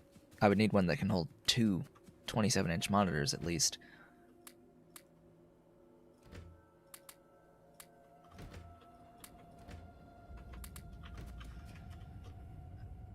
So now we are ready to go back down over here. At least I'm pretty sure I'm ready to go back down over here. I did a boo-boo, didn't I? Stop. Back there.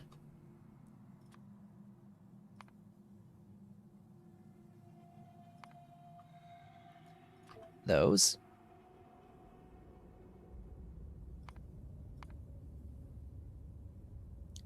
And those. I need these. I need these. That's why I went to restock in the first place.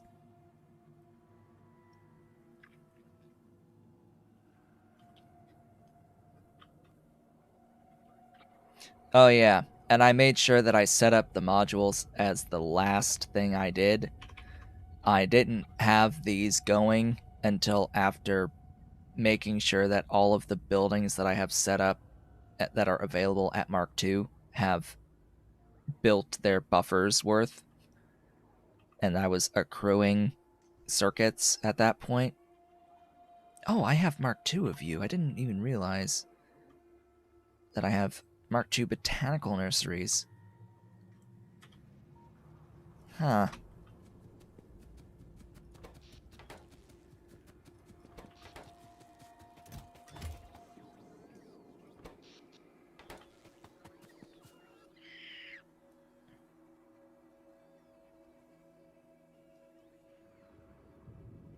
Alright, we've got wood processing units, and there's the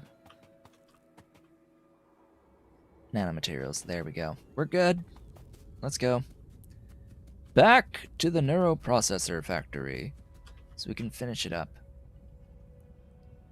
Finish up those logistics. I shouldn't have closed that.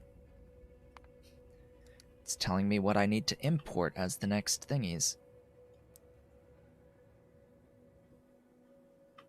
Oh yeah, and I guess I need a supply station up at the top. I didn't add that yet. Gosh, what am I gonna do when I need more nickel? What am I gonna do? What am I gonna do? Well, I can mark II. I'd have to increase this by like 25%. And that would double my nickel, which is already close to a red belt of throughput. Yet I need more. I would need to upgrade that to Mark II.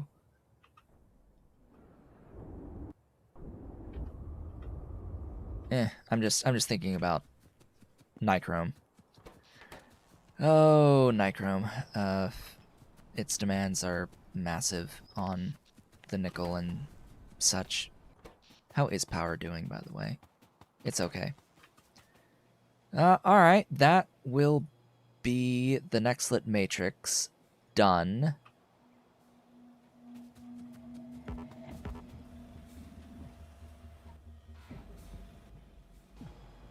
Yeah, better be done.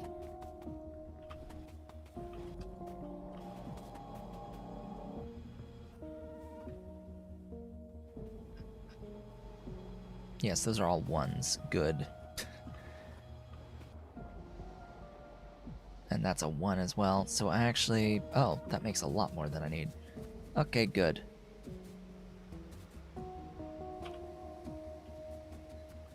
Yeah, you know, it would help if the underground belt was going in the correct direction.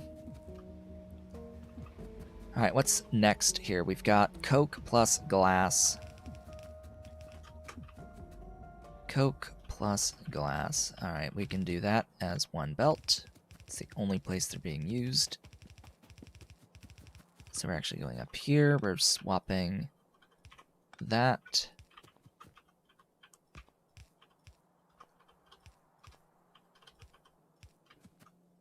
Ta-da!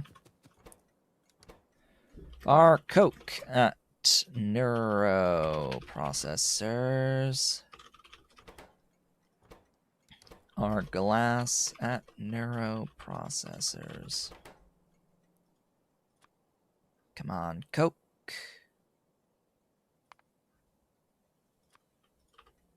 Whoops, coke and glass.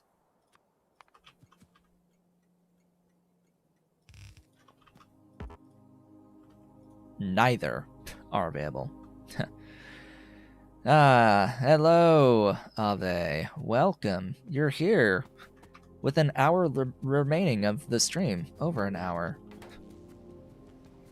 We're still working towards neuroprocessors. We've had a lot of discussions today.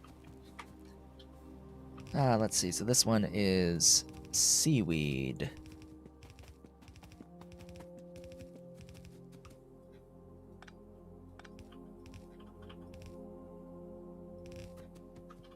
Glorious seaweed is next for the agar. Our seaweed at neuroprocessors. Seaweed. There we go. Wonderful seaweed. Hello. Welcome, Vicky. Alright, next is the Ulrich. Ulrich, uncaged.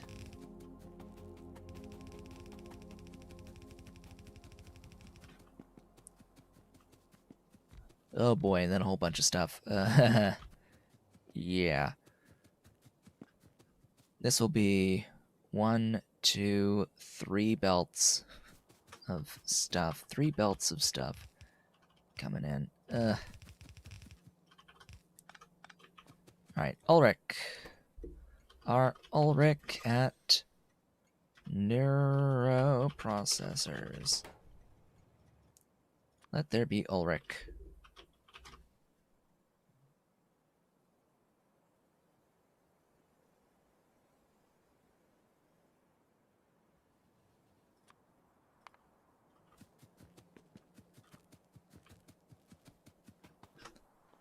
Alright. Then I need to add in cages. I'm going to put in a box with cages. That way I know that I won't have an oversupply of the cages here.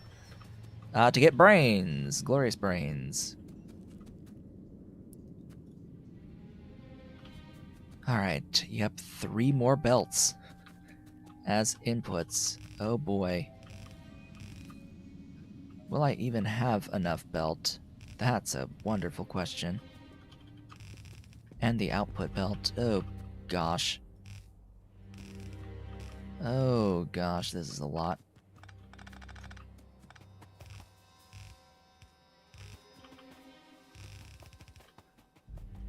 Oh yeah.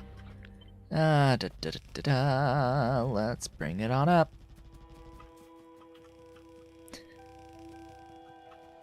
That's one way to do it. Okay. For the inside belt, I absolutely need to make sure that I have the optical fiber. Do I want to have the optical fiber by itself? I think I actually do.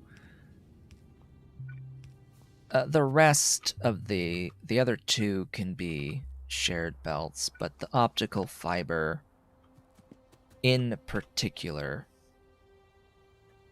should be by itself. I mean, the only other thing I could put on that inside belt would be the cermet or the nickel. Whatever.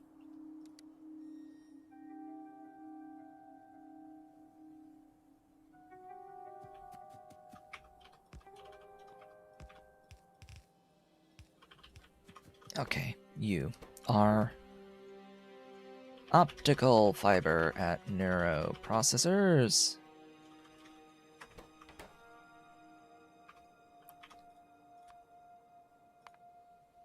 Those exist in the regular Pi. Coal processing.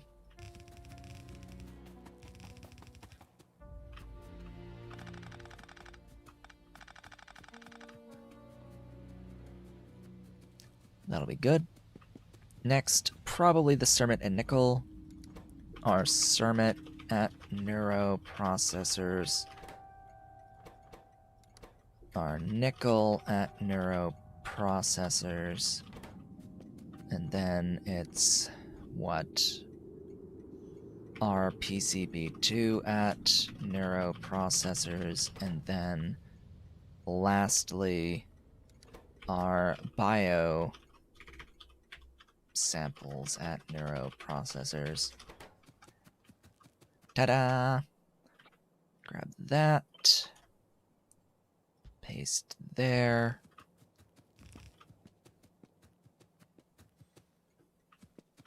Alright, what do we got? Cermet.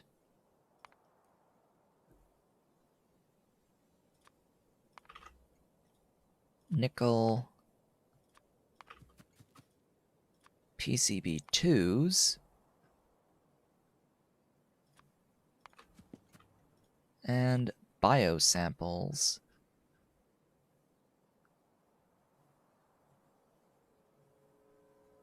Those are the containers, not the samples. Biosample. There we go. Alright, so theoretically that's everything. I'm waiting on some deliveries here.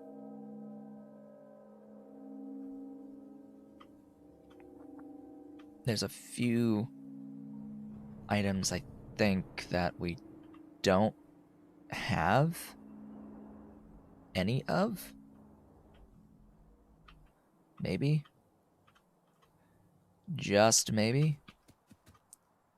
Alright, bring that out. Bring that out. So whatever this is, the nickel, yeah, that's going to take a little bit of time.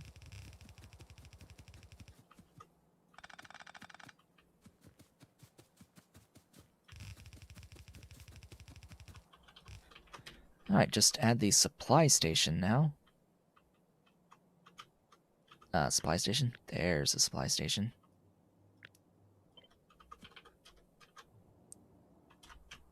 Get over here.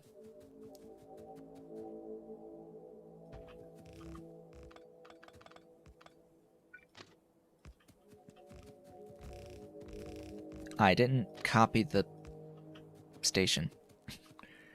Train stop. There you go.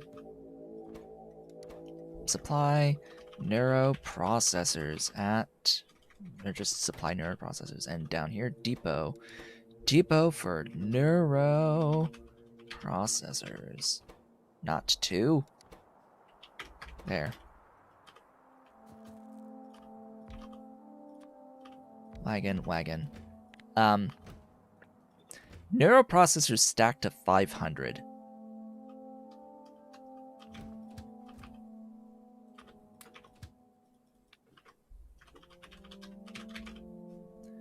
Supply, depot, full cargo, circuit condition, or when item count of the neuroprocessors, wherever they live in this list.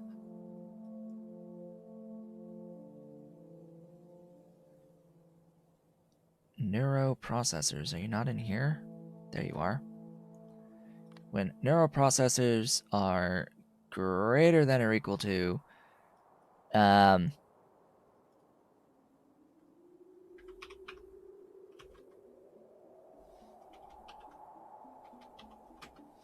60. Ahem. Ish.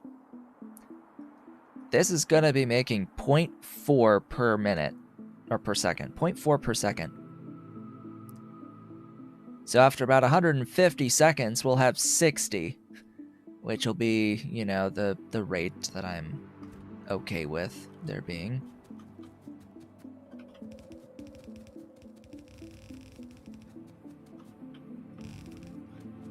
There we go. Oh, we have biosamples. Have we gotten nickel? Nickel is on its way.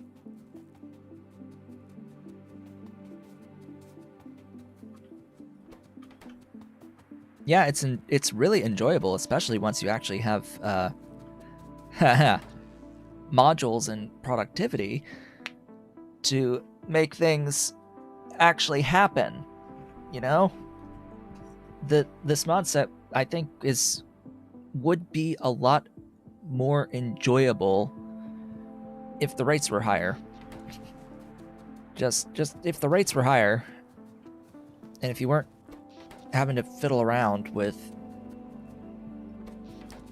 all this low production stuff for really long periods of time.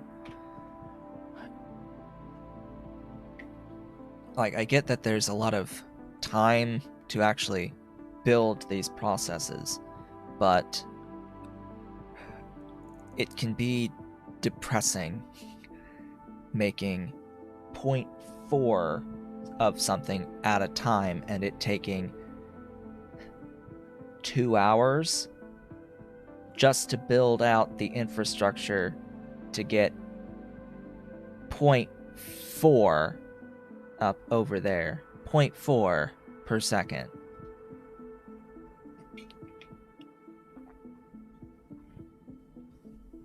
Alright, where's that nickel? Nickel! You said you were on your way. You are on the way.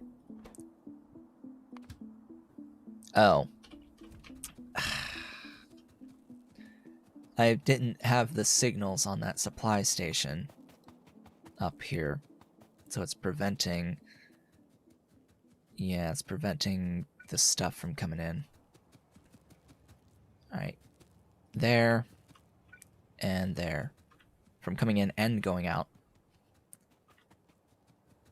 Da-da-da-da. Yes, that's necessary stuffs right there. We need to have our trains moving.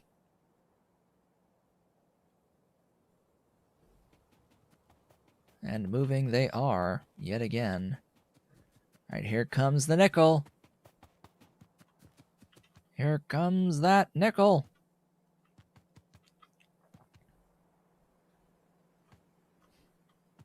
And I'm not saying that you necessarily have to, like, make more stuff for less stuff. It's more like the speeds of buildings need to be adjusted, or the recipe amounts need to change by a flat rate on a lot of these processes so that it's just fundamentally higher volume across the board, even if it doesn't really change the actual balance too awfully much.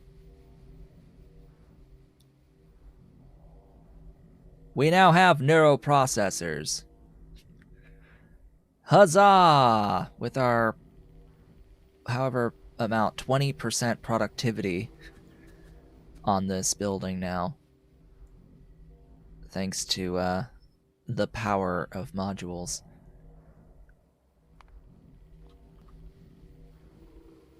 The power of this, wait, isn't that supposed to be 40% productivity?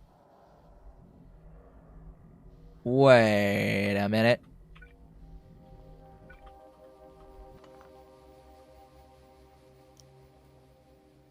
Ahem. It's a good thing I saw that. Where'd you go?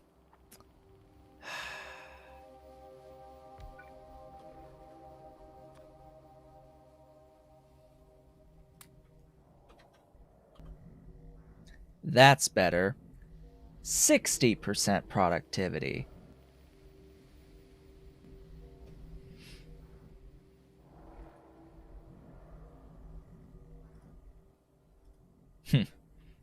Hello. All the way to Australia. Yeah, that's a pretty big time difference. Date difference, actually.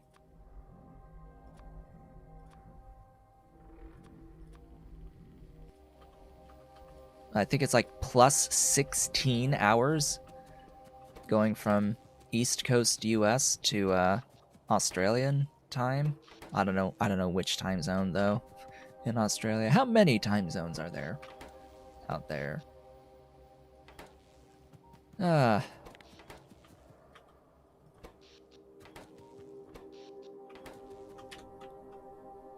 It's a few, I'm sure.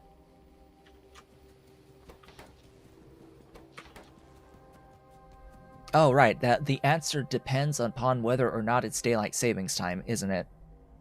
Because aren't there sections of Australia that do or do not observe daylight savings time? That just confuses absolutely everything and that's within the same like general time zone area, depending on whether or not you're in the north or south.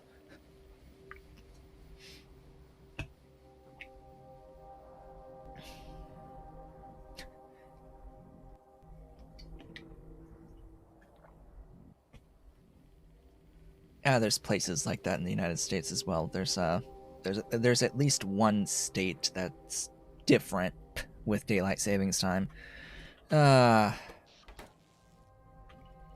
Anyway, that is finally neuroprocessors done. So I need to assign them to here.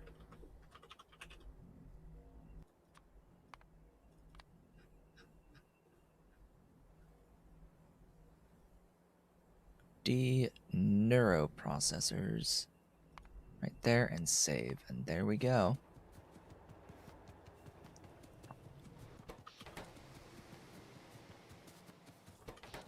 Now to head back to the mall to do a general restock of, and like take stock of what I've got on here, because, yeah, stuff. We've got stuff now to worry about.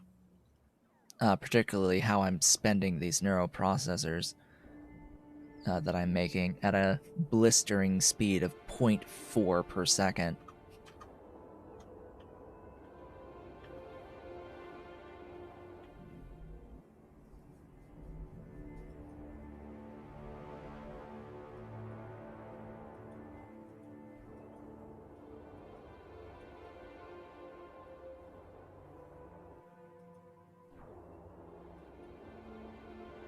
Looks like I actually need more cages in here. Huh. The belt lines are so long that I think I will need more cages.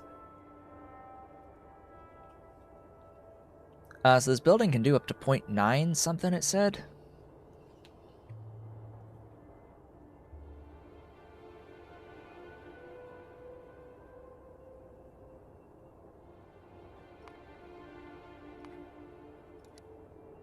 I wonder how many, how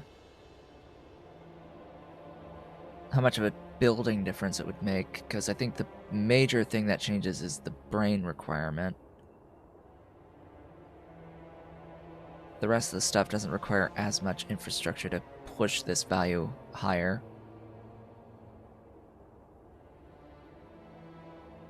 Why only 0.4 though? Because it's double the amount I need for Pi Science. That's why I said 0.4. Alright, we're back here. We're at the mall. Now, I don't need to do this manually, but because I'm here, I'm going to do it anyway. And that is assign the actual request station over here. All the way out here. See, we've got circuit 2s in here. 4,000 in one box. Oh, that's so nice. And then we have plenty of Nextlit. And then over here, we're going to have M neuroprocessors. Ta-da! And there we go. It's being delivered. Unfortunately, I don't really have any control over where these go first. I want specifically the Nextlit mine, the big Nextlit mine. But I've set up all of the Mark II stuff I currently have, so the neuroprocessors could get sent here to the research centers, for example. Oh, I'm not bringing the optical fiber here.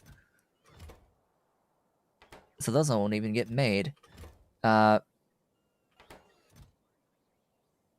Right. latex is a thing that I should provide as well, because those are needed for a few buildings. Oh, goodness. Oh, goodness. I can't make you either, because you need the electric thingies. Yeah, latex, latex, latex, latex, latex for all of these things?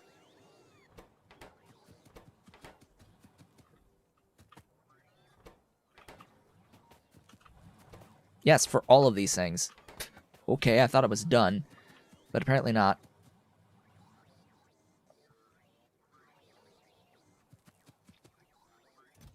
I'm using Train Supply Manager as my main thing of choice.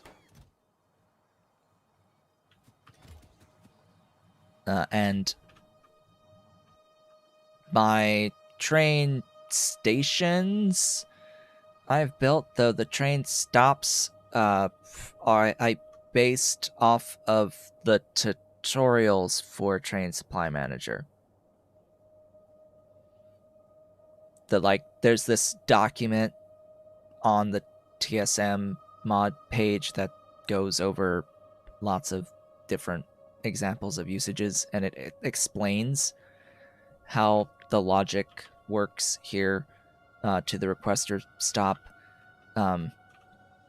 What I do for the most part is I take my storage, I connect the storage with wires all together, all the storage. In this case, the mod bulk rail unloader / loader is what I use as my storage. Makes loading and unloading trains a lot simpler and easier to manage, especially with spacing. That wire goes to the back end of a combinator, arithmetic combinator, and then that's taking the value of how much stuff is in the storage and dividing that by a value equal to half of the amount that I want in the storage, effectively. It's related to the value that I have in the storage. In this case, 4,000 as a constant, just the amount of stuff divided by 4,000. And that'll return a whole number value. I then do a constant minus that value. At the mall, that constant is 1.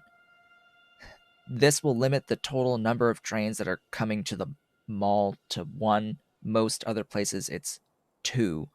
But you might be able to see that depending on what this value is, that's going to be basically multiplied by this constant value here that I've set before. So the mall is getting 4,000 units of stuff before the next delivery, effectively. But everywhere else, it's like 8,000 units or 80,000 units, depending on what I set this value to, because most of the time this is 2. This goes to the train counter, wired to the train counter, and then to the train requester, which is taking the output here and comparing it to the trains on the way count, the number of trains that are on the way.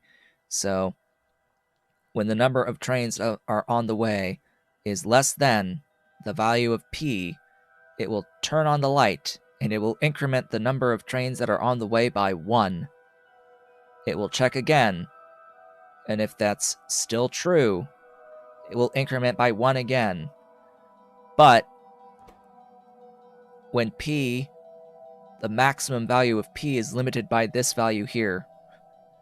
So in the mall, my max value of P is 1, because 1 minus 0 is 1. So when the number of trains on the way, currently 0, is less than 1, that's true, it turns the light on.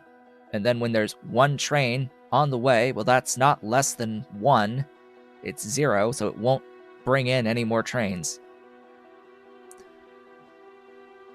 And it's the same when it's 2. If this is input value of 2, 2 minus 0 is 2. If there's nothing in storage, 2 minus 0 is 2.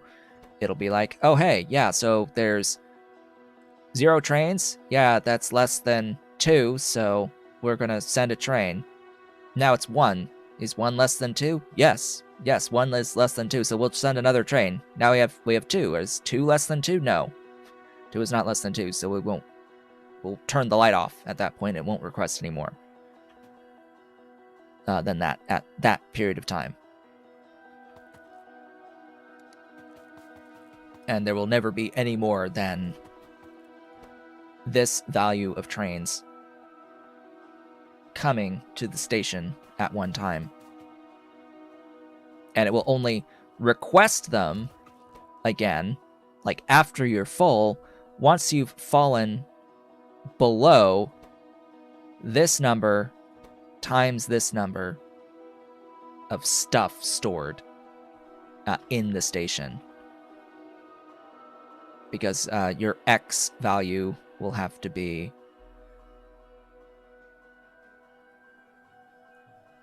the input value.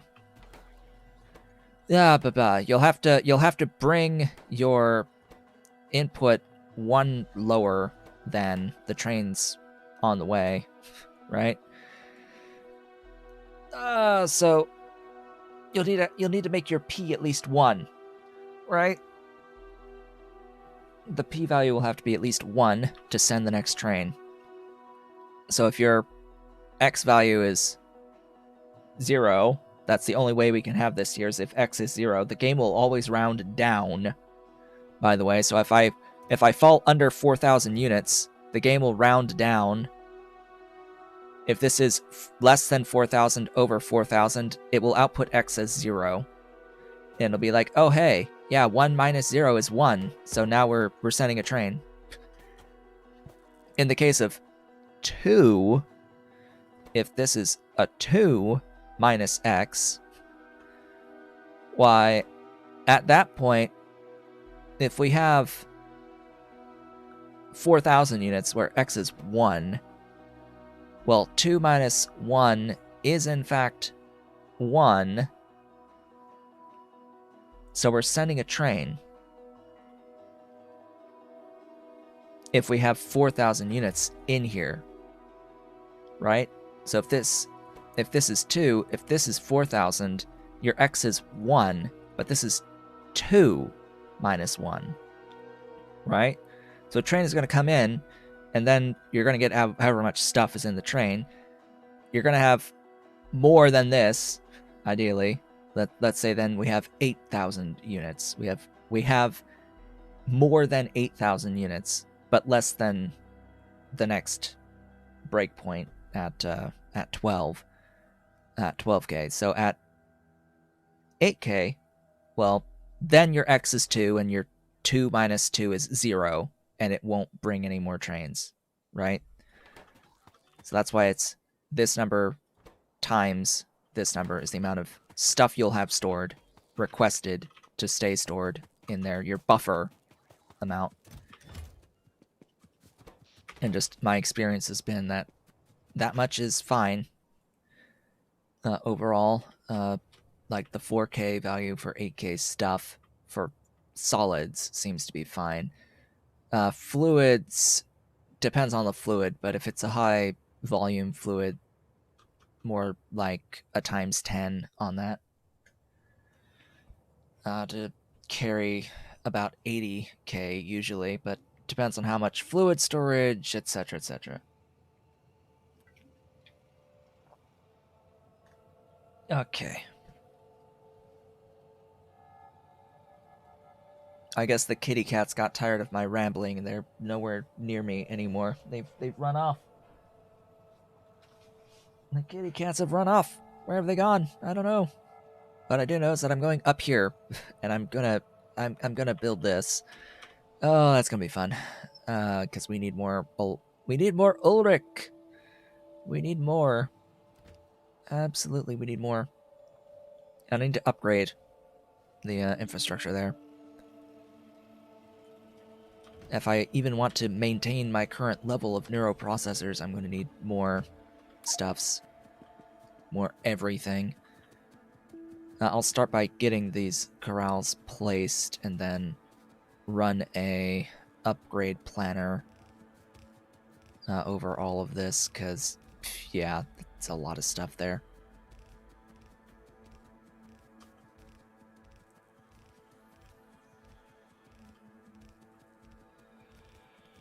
My gosh, so much stuff. Oh yeah, you're gonna be doing the fast inserters, but I'm gonna replace those with the stacks.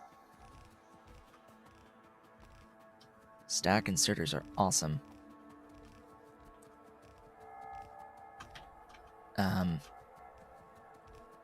Would that cover the bit that I have uncovered? No, of course not. Is there like another radar over here? I need like a radar here. And power. Power is good. I like power. That helps, having actual coverage, so I can do that. Excuse me? I see.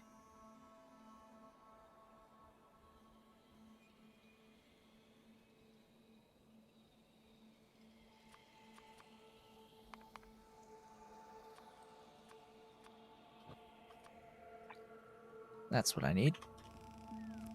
Haha. There we go.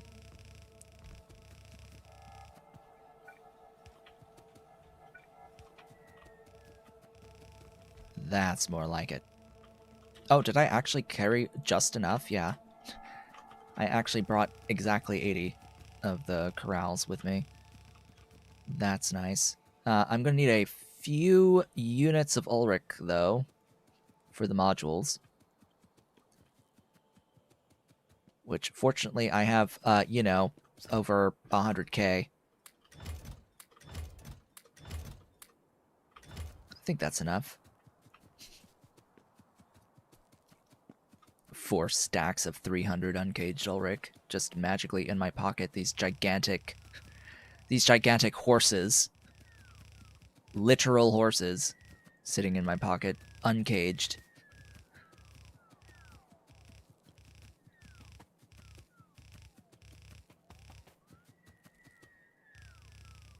Yeah, and I'm going to run out of probably power poles first. How many? Yeah, don't think I have enough for that top line, so I'll need to restock on those. I should have enough of the remaining of the like stack inserters. All right, there's a batch 1 of transport belts gone. Chances are I have just barely too few, because it said 3,000 units, but that could have been like 3,001 units. And yeah, I don't have 3,001. I have 3,000 units of belt, red belt.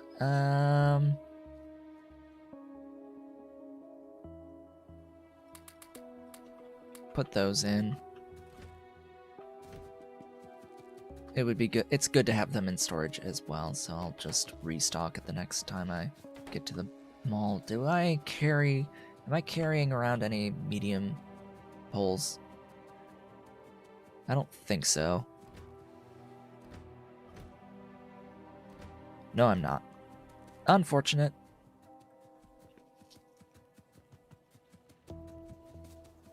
Quite unfortunate.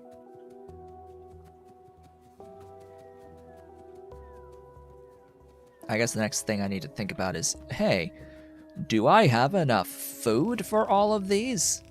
Considering I'm now doubling to 160, nearly 2 per second.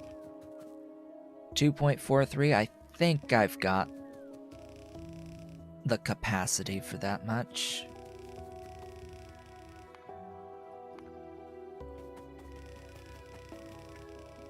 Yeah, I think I've got the capacity for about that much. Pretty sure.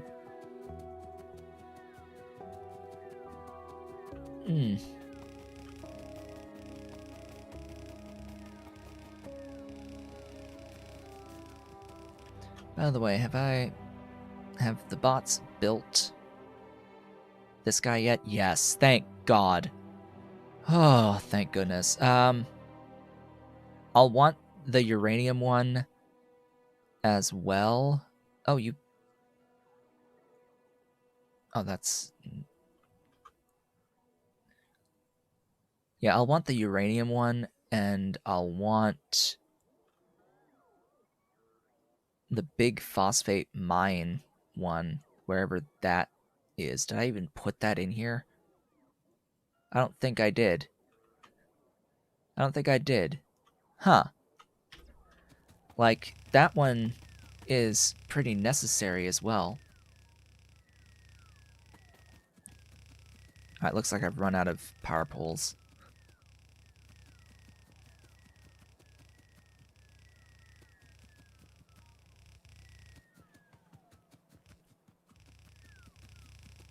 I should be running out of belt soon-ish.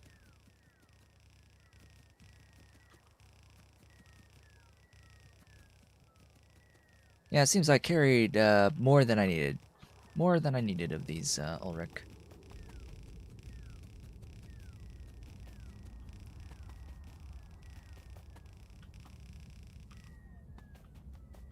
One extra stack. At least I don't need to worry about the inserters. I have enough of those. I never think about the power poles, though. Should have brought another stack of the power poles. Alright, there we go. So yeah, it was like 72 units off. That's fine. Plus the, remaining logistics to actually bring the food and cages up. And the Ulrich out. Speaking of the Ulrich out, evenly distribute those.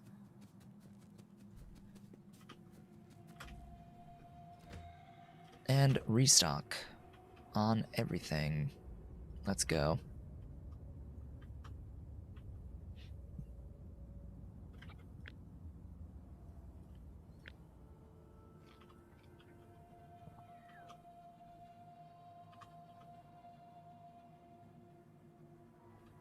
Yeah, this is using the most food. 204 Ulrich corrals. Yeah, that's using the most food right now on the manure production.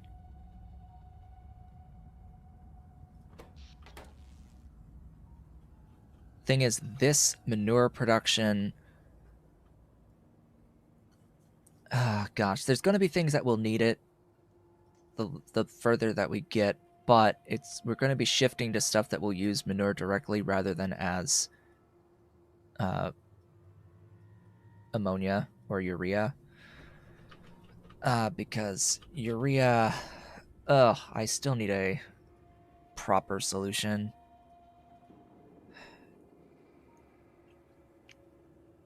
Because I don't want to spend Zogna on urea forever.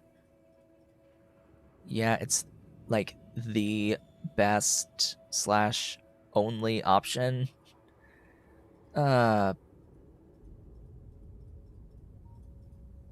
It's just getting it dedicated. It's a pain. That being said, ammonia itself will come through other processes than urea. So when I am comfortable fully transitioning away from urea-based ammonia, and when I do cyanic out of the coal methane ammonia instead, once I'm able to get those done, that will reduce my dependency on the manure and Zogna specifically for those purposes. I do have some ammonia right now. I am producing 125 per second with 250 organic solvent. I need to fix that, though. I was thinking of doing this as extra ammonia, basically converting bitumen with some tin chromium alloy into ammonia as dedicated ammonia.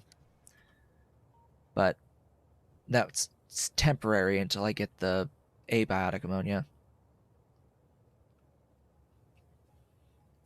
The wastewater fish farm is what I would want to do with, fish, blood, urea, and wastewater. My only problem with doing that is the amount of power that requires. Have I looked at the power? Yeah. So to get an output of 5 urea with my current recipes, because I do not have blood from fish direct, I can only do fish blood by full slaughtering into everything. That makes it less efficient until the next level of science. Basically, I have to wait. So you get 25 for 8 versus 40 for 8. And that brings the power up to 95.4 megawatts.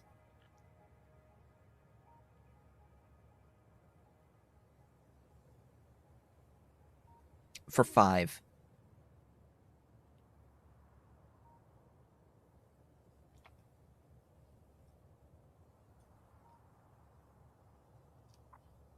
Oh yeah, I've gone and looked at this, but I haven't mentioned I did this between streams right here.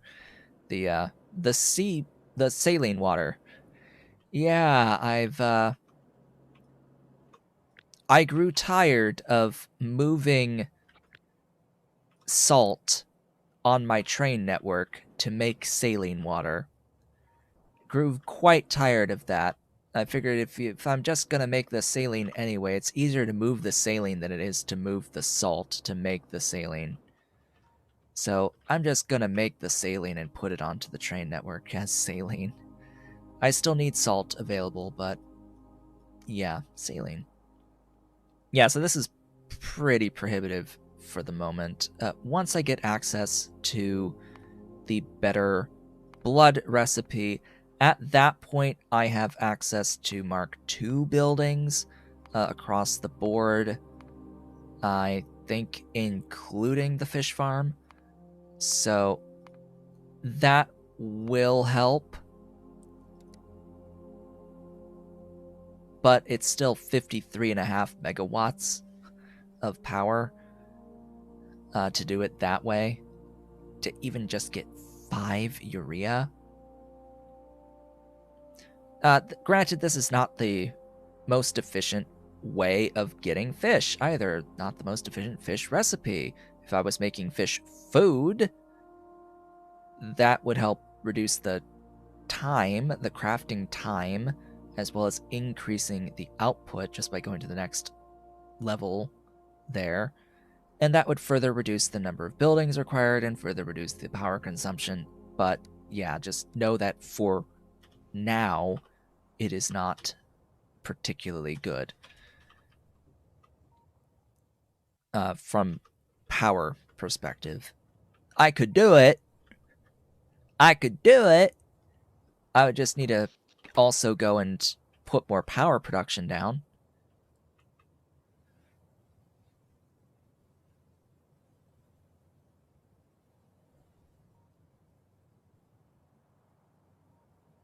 Probably should do it too, because I do need Zogna, and Zogna is also relatively prohibitive at scale.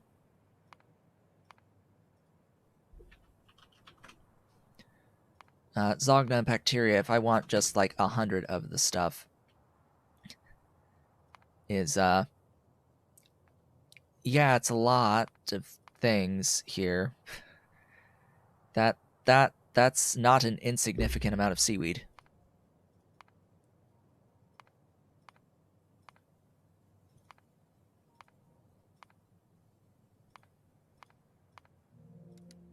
Just for 100 Zogna, you know? Yeah, Pyblock having the free power fish is significant. Supremely significant. It looks like the fish farm gets a productivity bonus of 22%. Or not the fish farm, the incubator. I will want that. Absolutely. That will make Zogna bearable. That actually will make the Zogna bearable. Huh. It's still 56 megawatts, but that will be useful. Going from 5 to 3.9 on the lamps in particular. Yeah, that's pretty nice. Still need that. And you need a freaking ton of the steam. Anyway, let's finish this.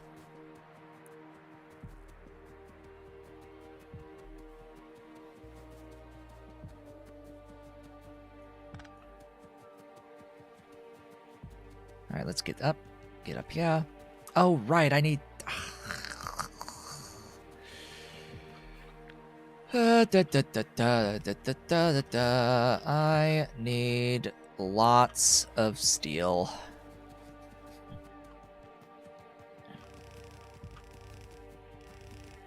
I need about 4,000 units of steel for all of the wonderful barrels that this is gonna need.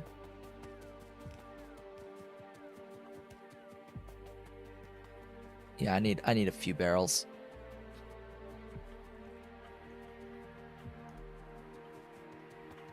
Just a few.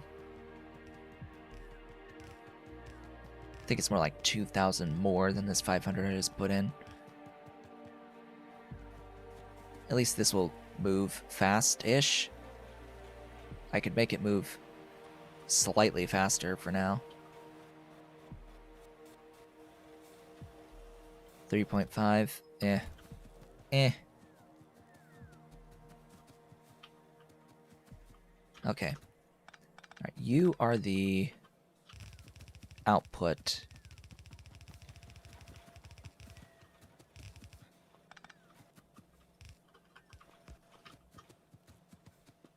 Okay.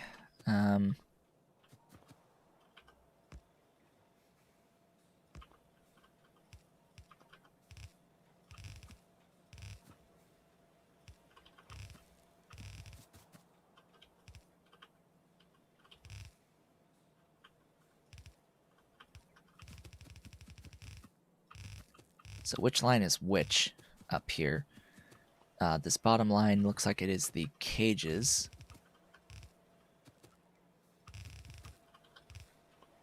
And that is the food. Okay, well that'll get moving. Starting to move anyway. For as long as I have steel.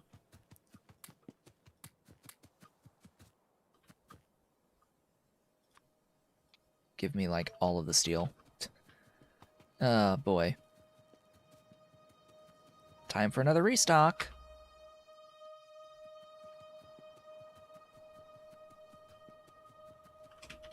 This is like this right here with the production of the barrels is the biggest complaint I have about doing anything with animals in Pi Alien Life.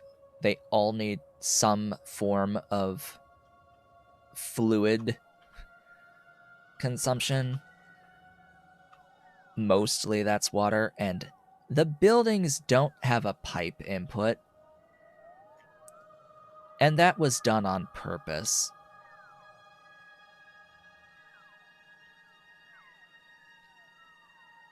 Frankly, because Pyandon was too lazy to put the pipe graphics on the buildings.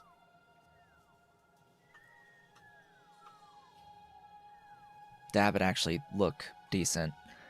Yeah, because it would look weird if there was like a pipe input here on this building, right? Like just random pipe input on each of these buildings. It's like you have to consider rotation. It's like I don't know if the game allows you to have a pipe input tied to a specific face on a building when the graphics of the building don't rotate.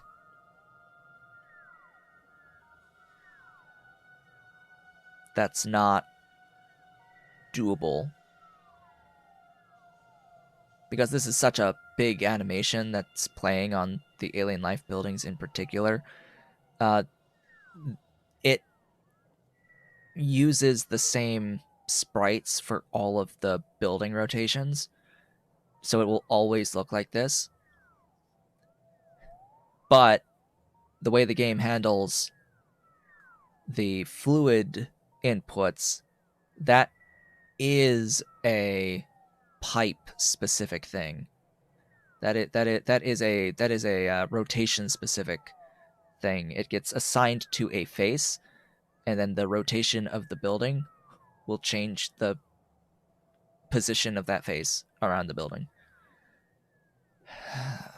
So it's hard to get it to always be like back here, for example, which would be like the place that you would have the fluid input on this building, would be like somewhere back here hidden. But for it to always stay there regardless of rotation, that's not easy. Okay, I have like some units of steel. Can I get like 3,000 though? Get a little bit more steel, and we'll head back and put it in the box and be basically done with that. The Ulrich are flowing, at least. They have begun. They have begun their mission. Then I'll have nearly 2 per second of Ulrich, something I wanted to avoid doing, but I'm gonna need a lot anyway at some point. It's really good that I left the spacing here. I just want you to know that it's really, really good that I left spacing here for future recipes with additional ingredients. That's really big to have that spacing. Unfortunately, I did not do that with the manure. I should have thought about that. Unfortunate. But I also don't think I'm going to be using Ulrich for manure for the entirety of the game. At some point, I will move on to Muckmo. Eventually, I will move on to Muckmo.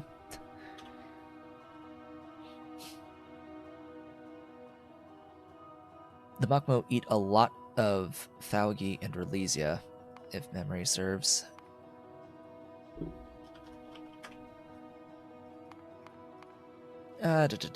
So, the thing with the Muckmo is that they get upgrade techs that massively increase the amount of manure as output.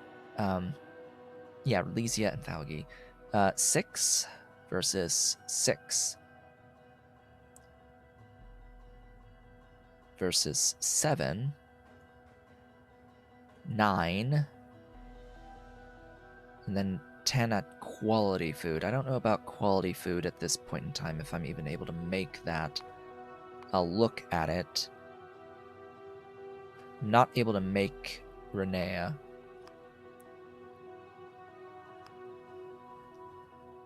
So quality food is out the window. So the most I can get is 9 in a cycle on Muckmo. If I wanted 15, I don't have the Mark II pasture unlocked, I think. Do I? Muckmo. No, I do not have the Mark II pasture, so that's later tech. This food is possible. That is a lot of kickalk for this phase of the game.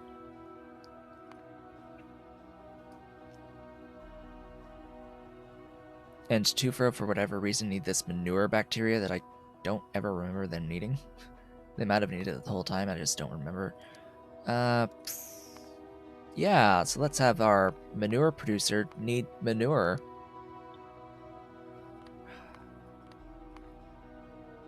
Yeah.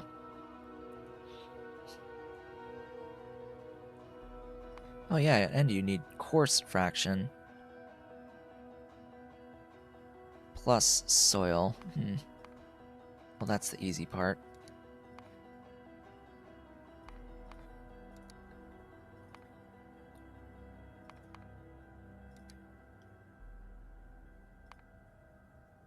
Oh. You are productive. Good.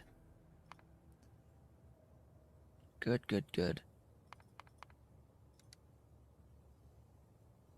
Still 118 for 3? For 3. 3?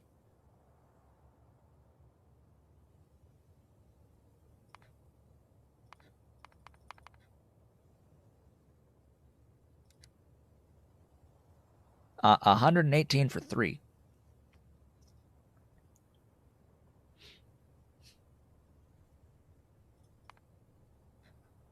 Why does this need petri dishes and more agar? Like, what?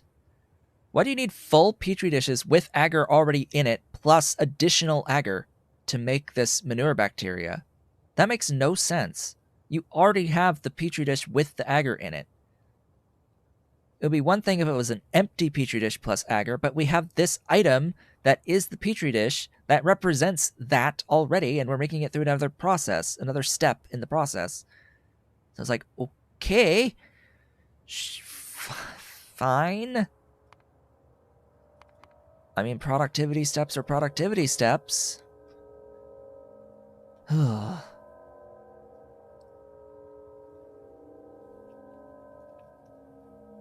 Anyway, I should be here. Yep. Hopefully a lot of that gets adjusted on the big balance update, which I am not going to be putting into this save. Go ahead and, yeah, process all that, thanks. At 3.5 a second times 3,000. That's going to be a few minutes to process all of these wonderful barrels. Though I am using red belts now, and I do have access to red loaders if I need them. Just bear in mind that when loading, it's apparently exactly 4 times the throughput. So a chute is able to shove stuff in at a rate of 4 times 3.75, which I think is 15.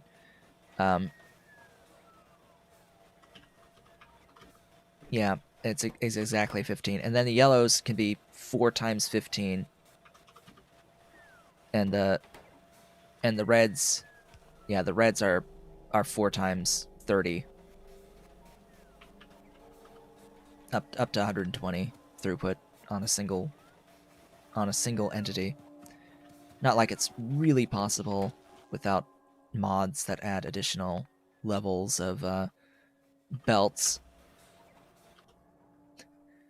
Without mods that add additional levels of belt. Did I include Ultimate Belts mod? I thought so.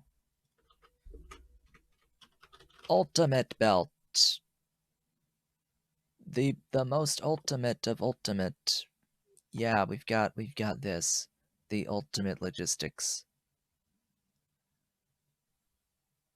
They're glorious and beautiful, and they move 270 items a second. and they have mini loader support.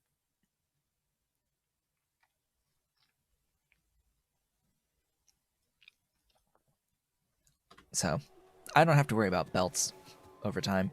Once I get into the higher level of belts, like all these entities are getting replaced with undergrounds, pretty much. They're all going to be undergrounds just to reduce the, albeit minuscule,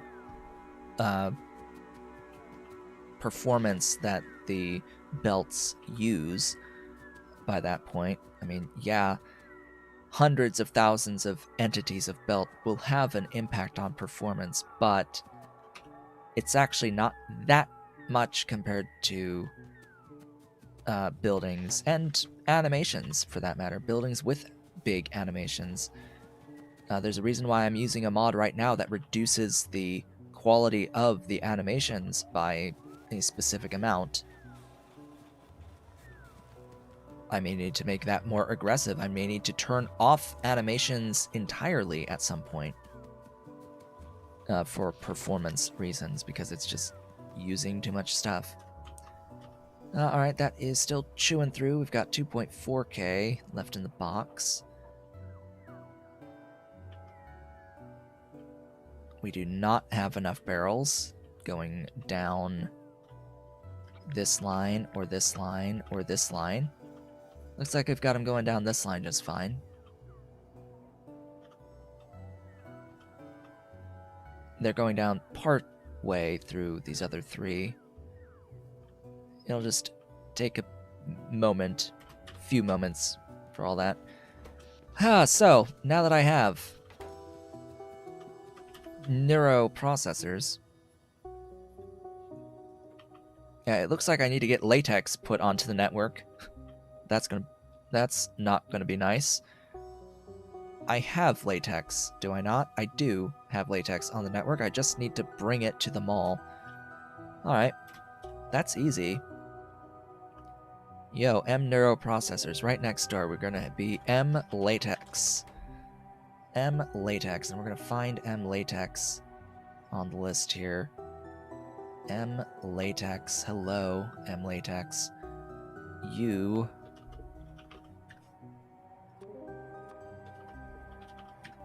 are going to be bringing me the latex.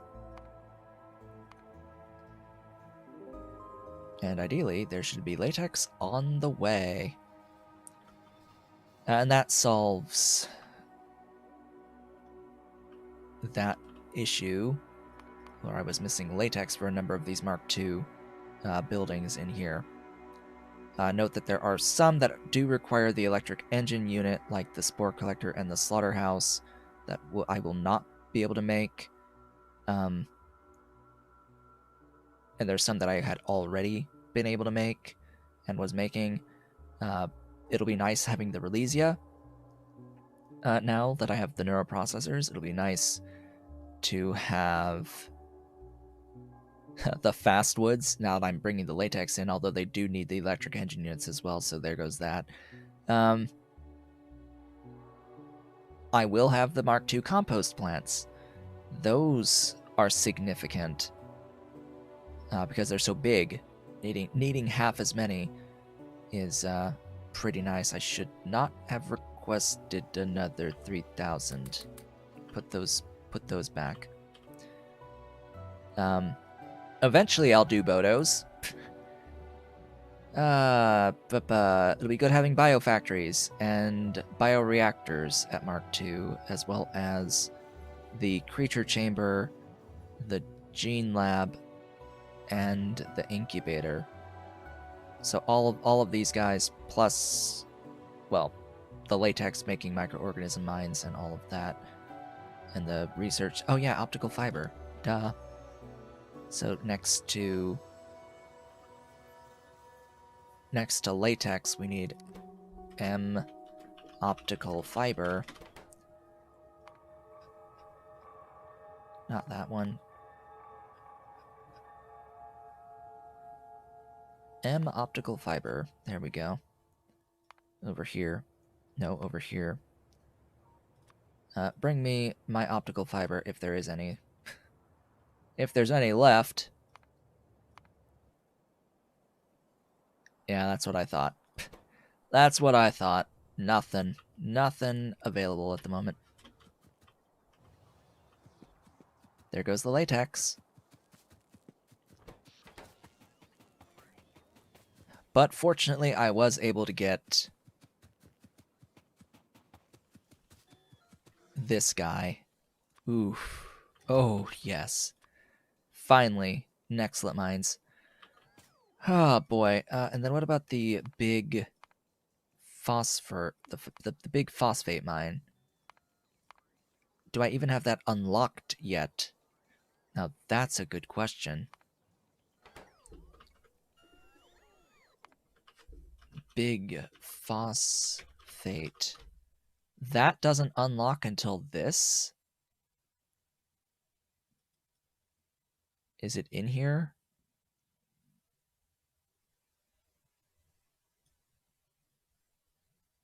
I don't... I see molecular assembler, megadar, compressor. There. Yeah, the big phosphate mine doesn't get unlocked yet. I could make it if I had it unlocked, but I need Pi Science and Blue Science. It's on my queue, though, so there's at least that. So that's why I didn't have it there. Yeah, I want the uranium one as well. This one is also rather important. You need drill heads for it, and I believe if I can find a uranium node, requires 1 gasoline per mining operation. So you need to provide gasoline to uranium rocks. So,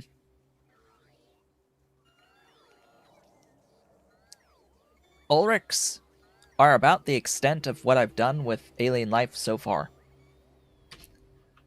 So the Ulrichs, Relesia, Kickalk, Moondrop, that's like the extent. Oh yeah, I need to upgrade all this for more acetylene, as well at some point. I have a long way to go to get into good alien samples. I need to set up Archods, and I need Corlex. But to get Corlex, I need artificial blood. And all the stuff I need to get into artificial blood. It's a mission. It's going to be a mission. Have I looked at artificial blood in here?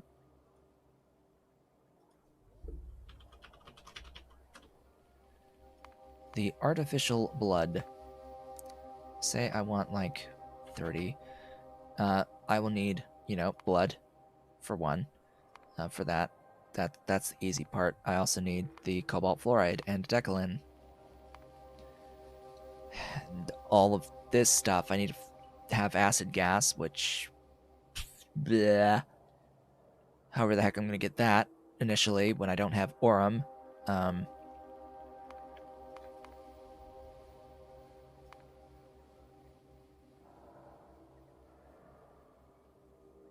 I don't even know what a good solution is. Probably that for just the initial amounts that I need to make the initial Mukmo and Corlax, for that matter.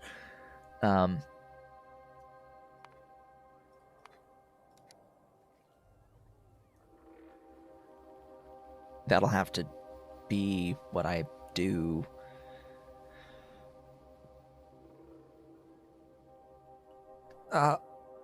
Most of this stuff is in the mall already. So that's just stuff I can get to the mall if I really need to.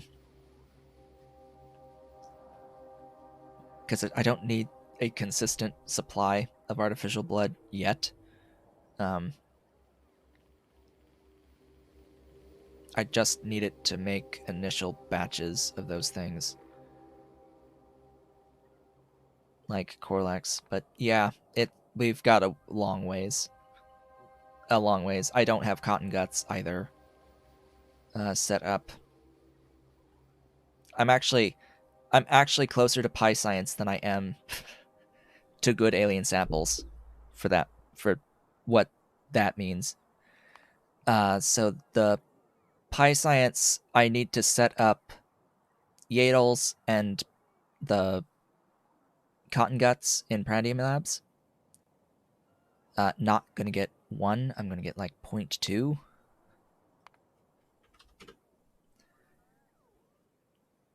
And yeah. Oh, is that a artificial blood expense? Where's the artificial blood? Huh?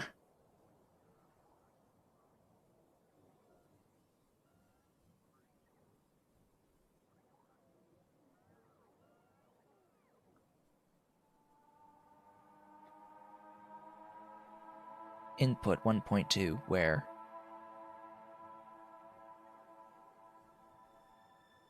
Down here somewhere. Oh, here, right, for the Paragen. That will use it. Okay. Yeah, and you need the Yotoi Aloe, right, so that does mean you need the... That, yeah, because for the bedding, right. So that does mean that you need the good samples, then. You need the good samples to get to the Yotoi for the bedding and all that, so we are a ways away from all those things. But we've reached the end of the stream for the day. So that'll be that. Between streams, I'm gonna try to go out to tap into a Nexalit mine location like this one. Just get the thing down, get some drill heads over, and mine the hell out of it.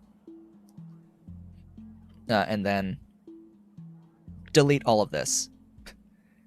Remove this stuff from the face of existence.